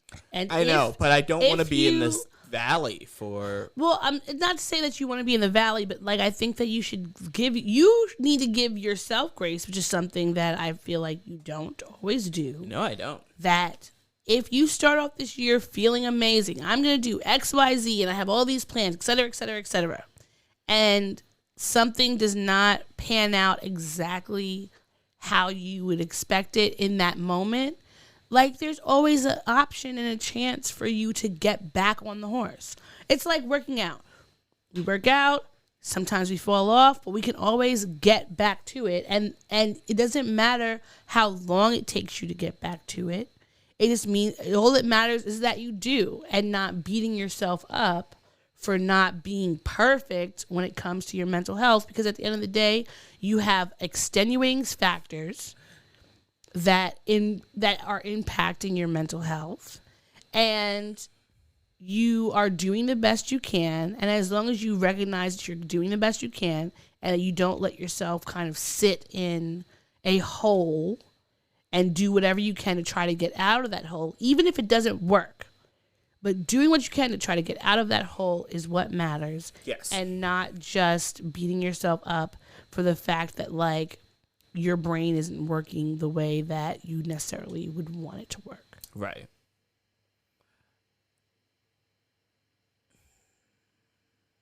I know this intellectually. It's just one of those things that I'm going to have to process internally. It's hard we can know things logically. There are plenty of things that I know logically that are very still difficult for me to implement, like, emotionally, because the logic part of me and the emotional part of me are not always dancing together.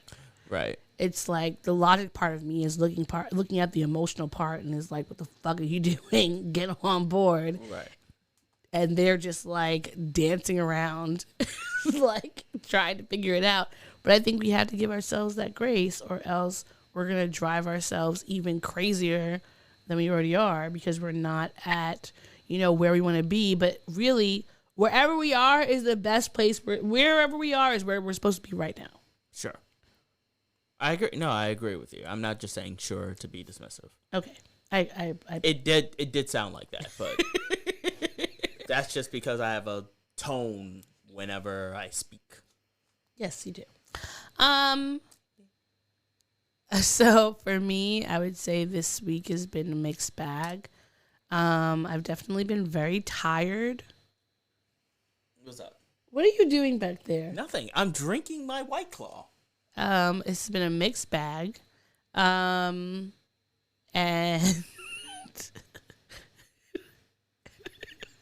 and just I'm pissed off that I forgot my therapy session. Yes. Which is so annoying. Because now you're not going to be able to have it for like another 2, 3, 4 not until weeks. January. Yeah. Because she goes on her winter solstice.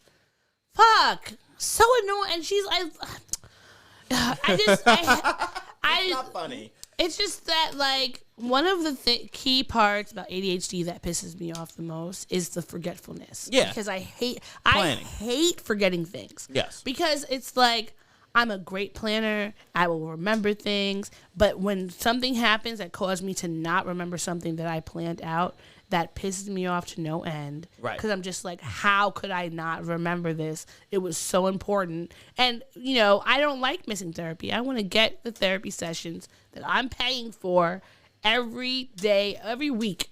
I don't want to have any lapses. Yes. Because sometimes I'm like, damn, if I lapse, what happens if I, like, regress or something in a week? I don't know.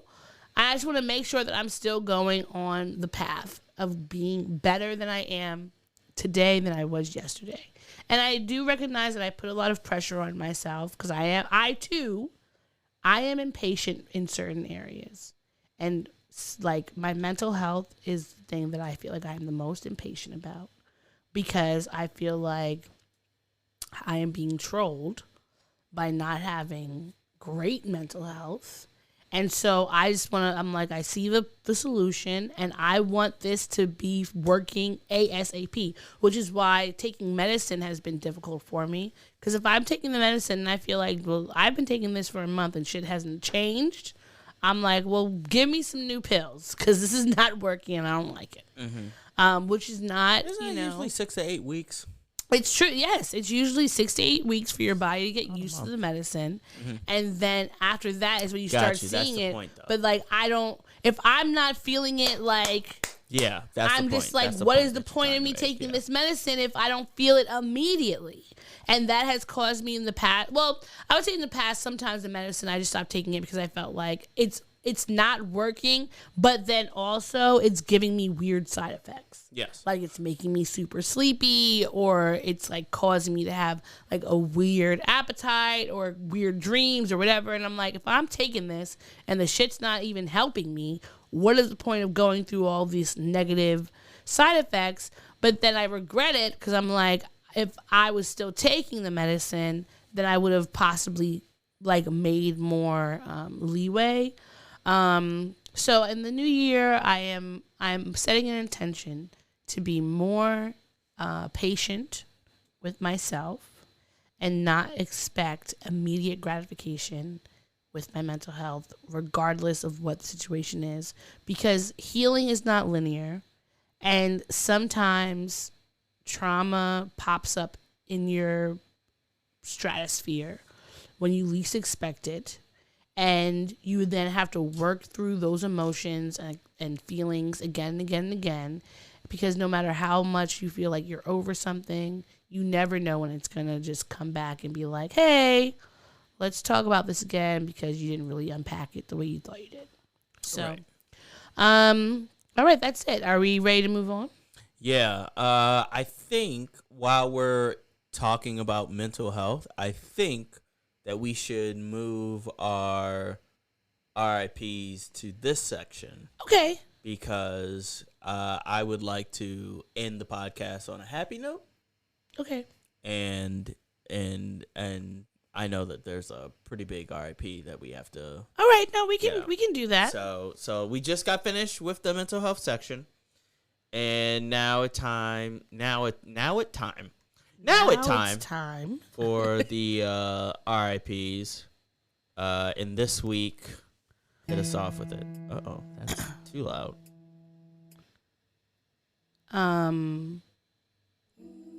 So this week, unfortunately, we lost the dancer and producer and DJ Stephen Boss, who was well known by his name Twitch. He was... Sorry, that's not supposed to happen. I guess this is what happens when you... Don't pay for YouTube.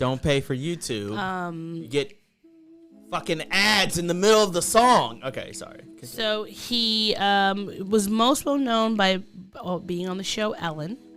And he was a DJ there. He would dance, and he was just a really fun, energetic, joyful person on the show. Turns out he was the only authentic, joyful person on the show. Yeah, finding out that later. Yes, him and Kaylin. Yes, yes.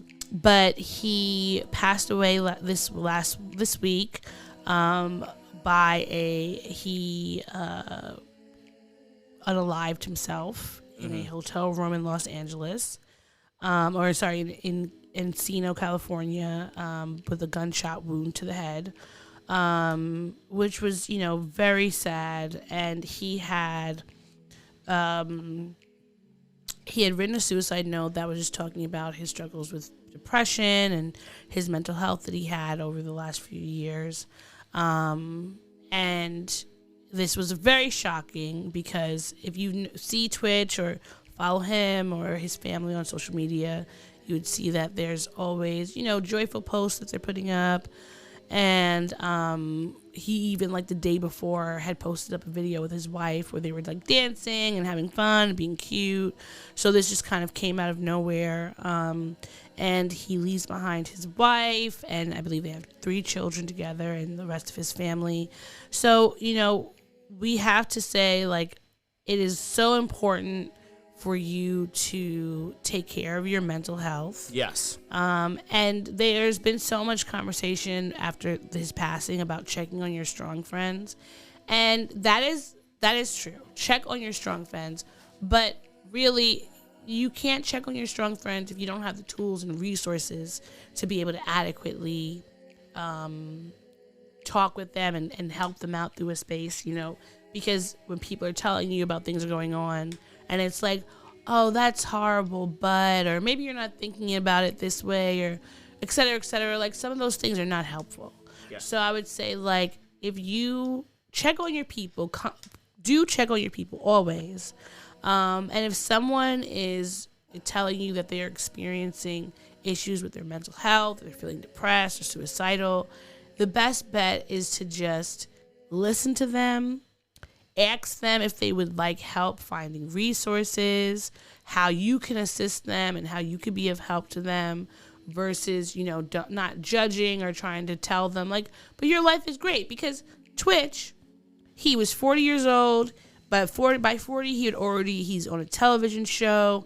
He had won So You Think You Can Dance. He had all these accolades. So it had nothing to do with him being successful or not. Yeah. It was whatever was going on with him mentally. Had to be a personal thing. It was an issue. So it's you telling somebody, oh, but look how well you have it. Look at all the things that are going on in your life. That can be awesome. But as someone who has a lot of great things going on, sometimes that does not feel like enough.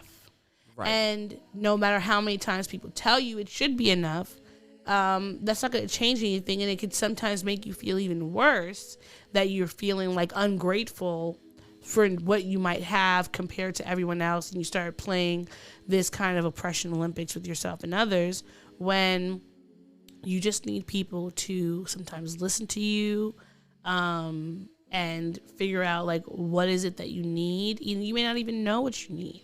You just might want someone to talk to. But if you are in crisis, you can always contact the National Suicide Prevention Line. Their 1-800 number is 1-800-273-TALK.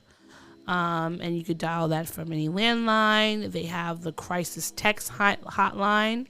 And if you text home to 741-7411, you can get more contacts there. And then, there's the new, they have a new suicide hotline to call in. I believe it's 988. So check out these places. Go to Better Health, Talkspace. See if you don't have insurance, there are places with your Medicaid. We'll take community health centers that are there to help you, and just try to find the help you need before it gets to the point where you can't go back. Agreed. And yes, check on your strong friends. Check on the friends that you're not so strong. Just check on your people regardless, because we all need help. We all need love and care and a soft place to land, because sometimes the world at large is trash. Yes. And having someone that you can be with and talk to that is going to understand that and not judge you and just give you some semblance of joy is very important. Agreed. And of course, our love to Twitch's family and his friends.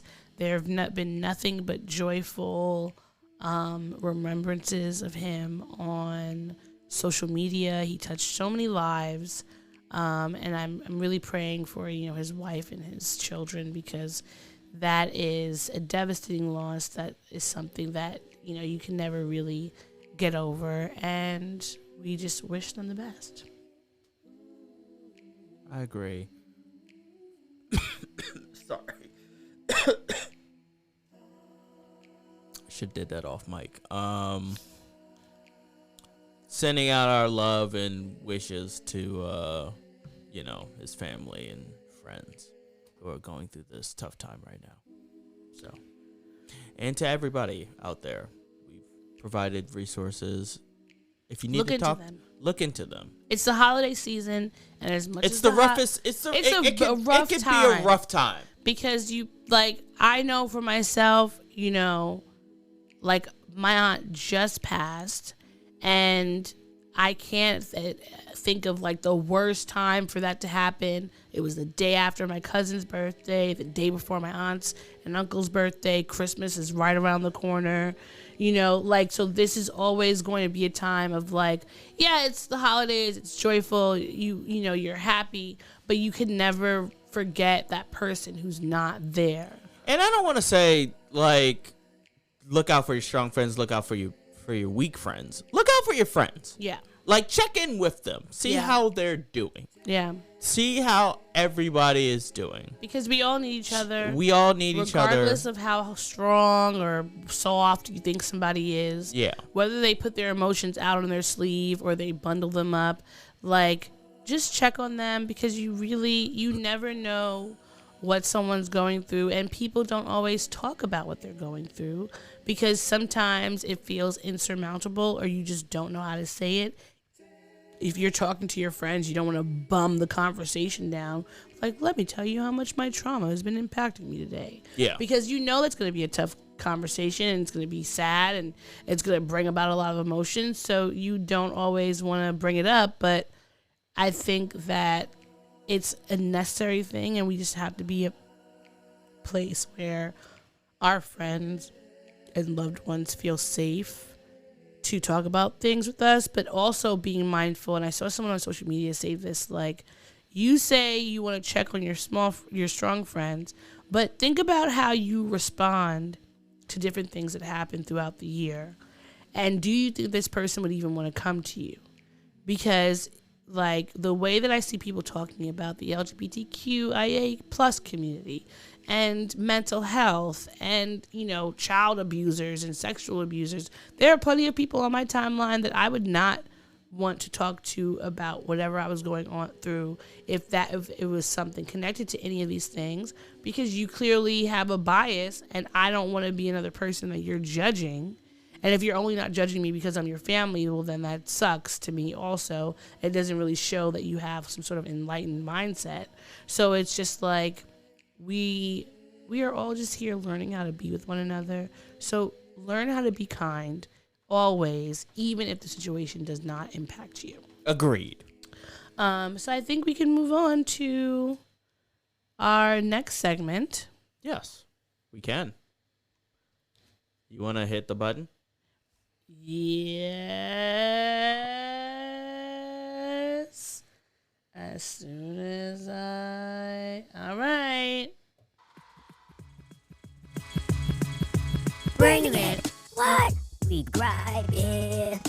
We're not griping anywhere else. We griping. This safe space for us to share. We griping. We ain't griping anywhere else. We griping. Okay. All right. So, What's up? What do you got? What do you? Well, I started first You the did? last time. Yeah, I did. All right. I went. All right. So I will go first. I didn't really have much in my personal life that made me, well, some things made me mad, but nothing that I want to talk about on the show. So I will say I found this, can you stop looking like that?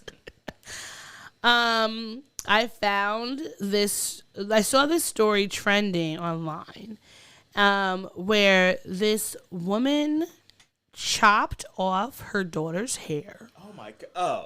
Oh, you said hair? Yeah. I thought you said head. Oh no. And I was like, oh my god! She chopped off her daughter's hair as a form of discipline. And the woman has tried to defend herself, saying that she was talking to her daughter on the TikTok video and says she thinks it's more important to be pretty than educated, more important to be a follower than a leader. And the woman said she's not a parent that likes to use physical discipline. And she then cuts off her daughter's box braids. Wait, so is she being sarcastic? No, when she she's says, not. She's she cut her hair off. No, I mean but when she says she thinks that it's more important to be pretty than educated. She was saying that her daughter feels that. Oh, okay, okay. There, I needed. So that. she was cutting her hair, and her mom and the daughter was protesting. Thank you. And the woman says, "Don't mom me. No, you had your warning. You had your chance. I told you to listen. I told you to stop disobeying my rules. I told you being cute ain't shit if you have no education. I told you to stop disobeying me. I told you to listen and do what you're supposed to do. I told you to do good in school. I told you to do your daily routine. And you're yet to do any of it. And you thought you were disobeying me today, and I was not coming to cut this hair off. You're sadly mistaken because you thought being pretty was so much better than being educated or listening to your mom." And I just feel like that right there that should tell you enough about this mom's thought process and where she was in trying to discipline, because it doesn't sound like, the daughter is doing anything that is that bad outside of probably going to class, looking cute, not really checking for what the teacher's saying because class is boring sometimes, and you're there with all of your friends. So, how could I not just enjoy myself and have fun? And so instead of the mom using this as a teachable moment to be you're not listening, and you're doing things that are not conducive to school and our relationship, etc., she decides the only way that she can discipline her is to chop her hair off. And I remember when this started happening online, I want to say we were in college, and I started seeing more people doing this to their kids. And there have been so many child therapists who have talked about how this sort of discipline is not discipline, is bullying.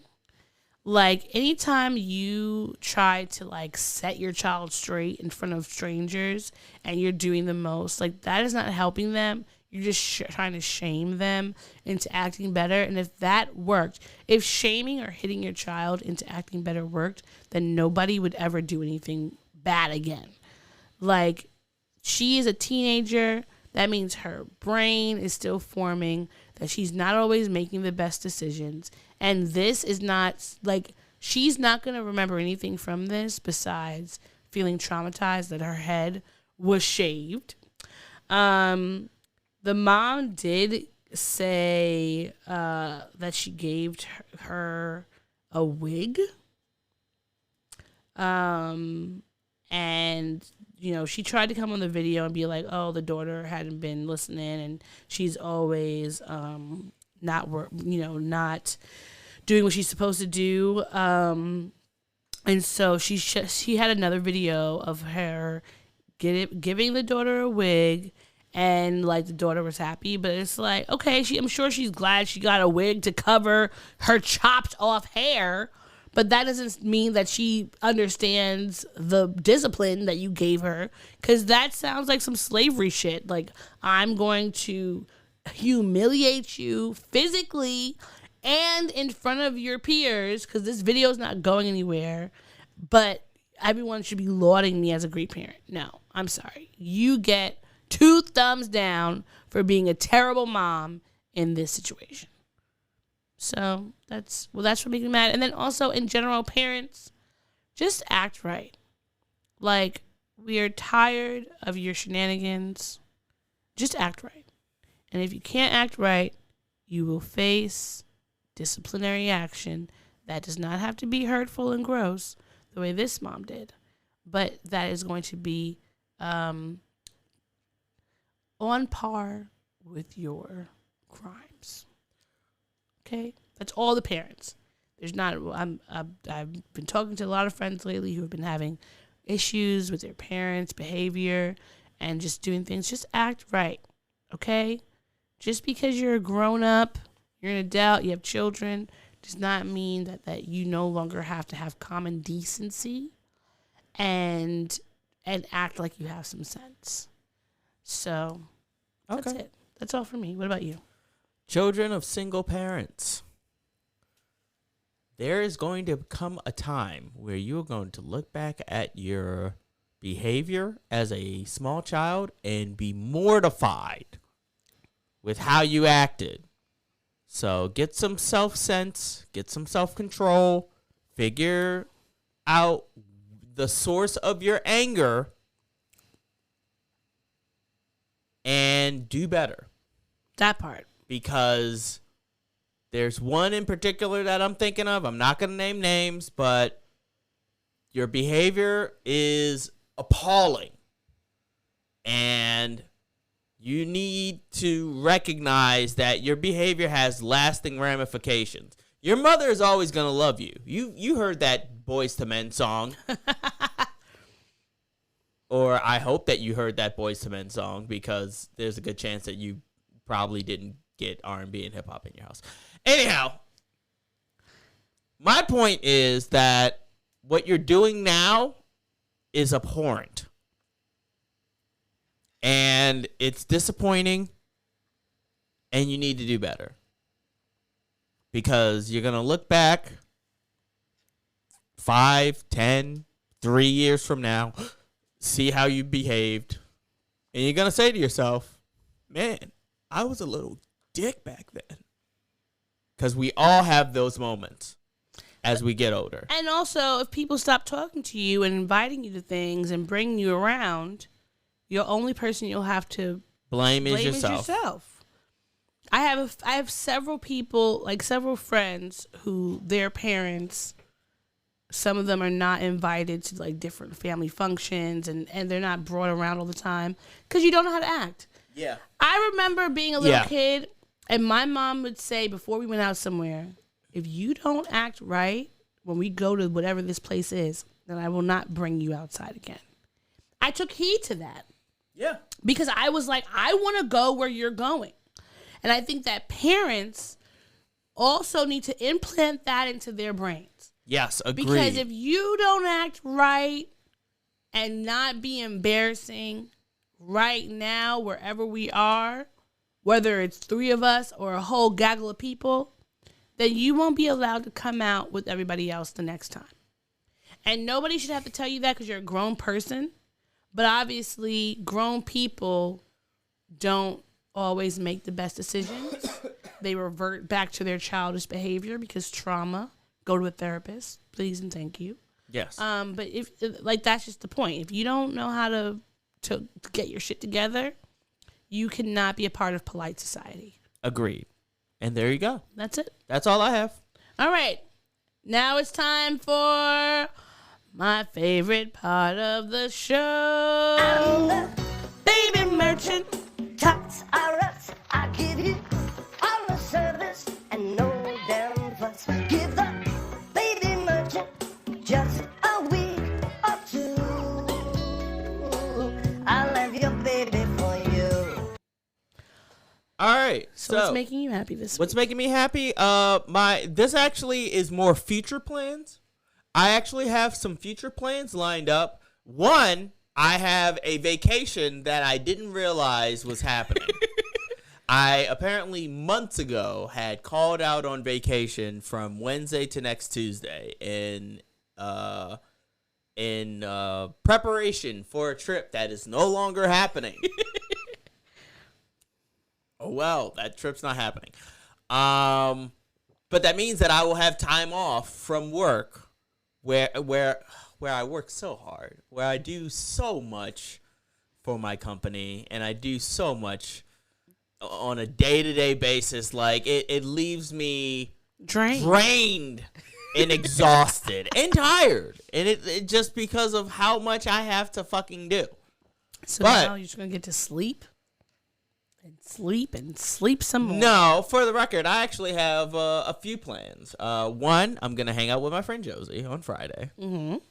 We're going to go to Bar Marseille, all the way out in her neck of the woods. Oh, yeah, that place. They always talk about that when we go to. Yeah. We're going to go out there. I am going to go out there.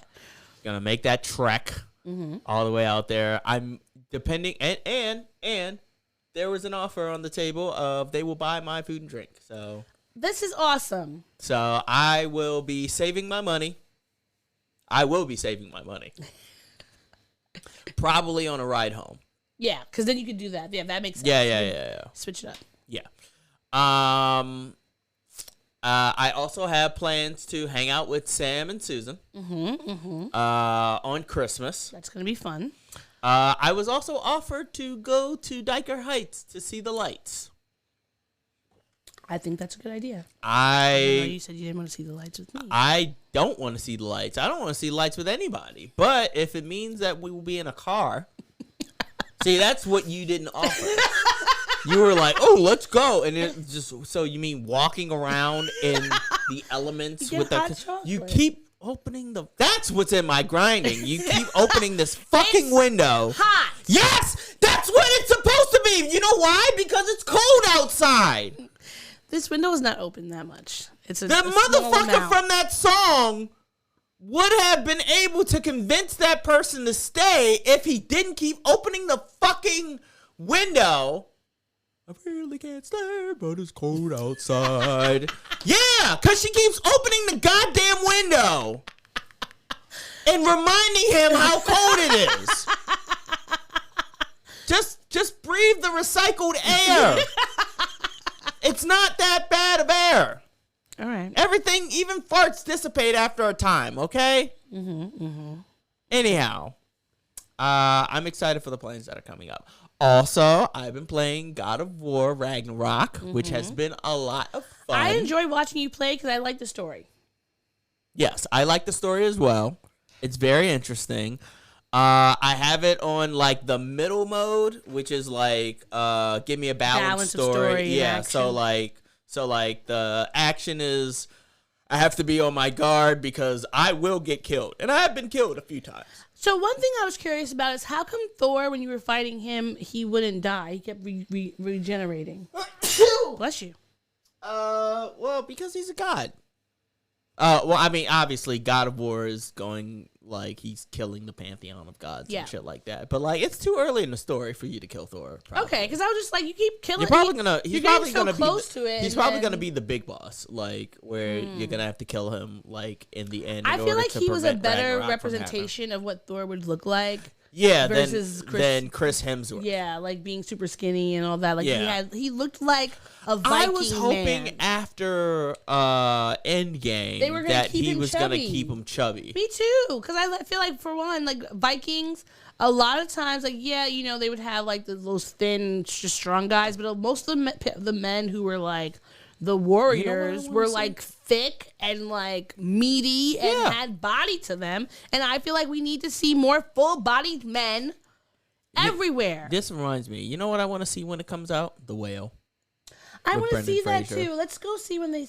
Yeah, when it does come out. Yeah, when it comes out. Let's go see it. Let's go see it. Okay, is that all that made you happy this week? Yes, the preeminent plans that I have for the holidays. And I'm going to be, Sam, I'm letting you know this now. I know you told me not to get anything, but I'm going to be bringing eggnog.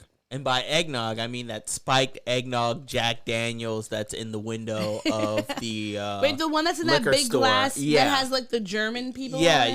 Yeah. That's at the liquor store. Like, I'm going to get that. I hope you have some left over because I want to taste it. You know damn well it'll go either way. I'll either have a lot left over because I'm not drinking that much, or I will have no left over because Sam is going to drink it. Yeah, well, Sam, please save me some, thanks. He won't. We were I forgot to tell you that we were supposed to save that bottle of Moscato, but it was never going to be saved, so I was just like, it's not going to be saved. It's fine. I'm not. I didn't drink it. Anyhow, so what is up with you? What is making you happy this week? Well, the number one thing that makes me happy this week is doing this podcast with you. Oh, yeah, and doing this podcast.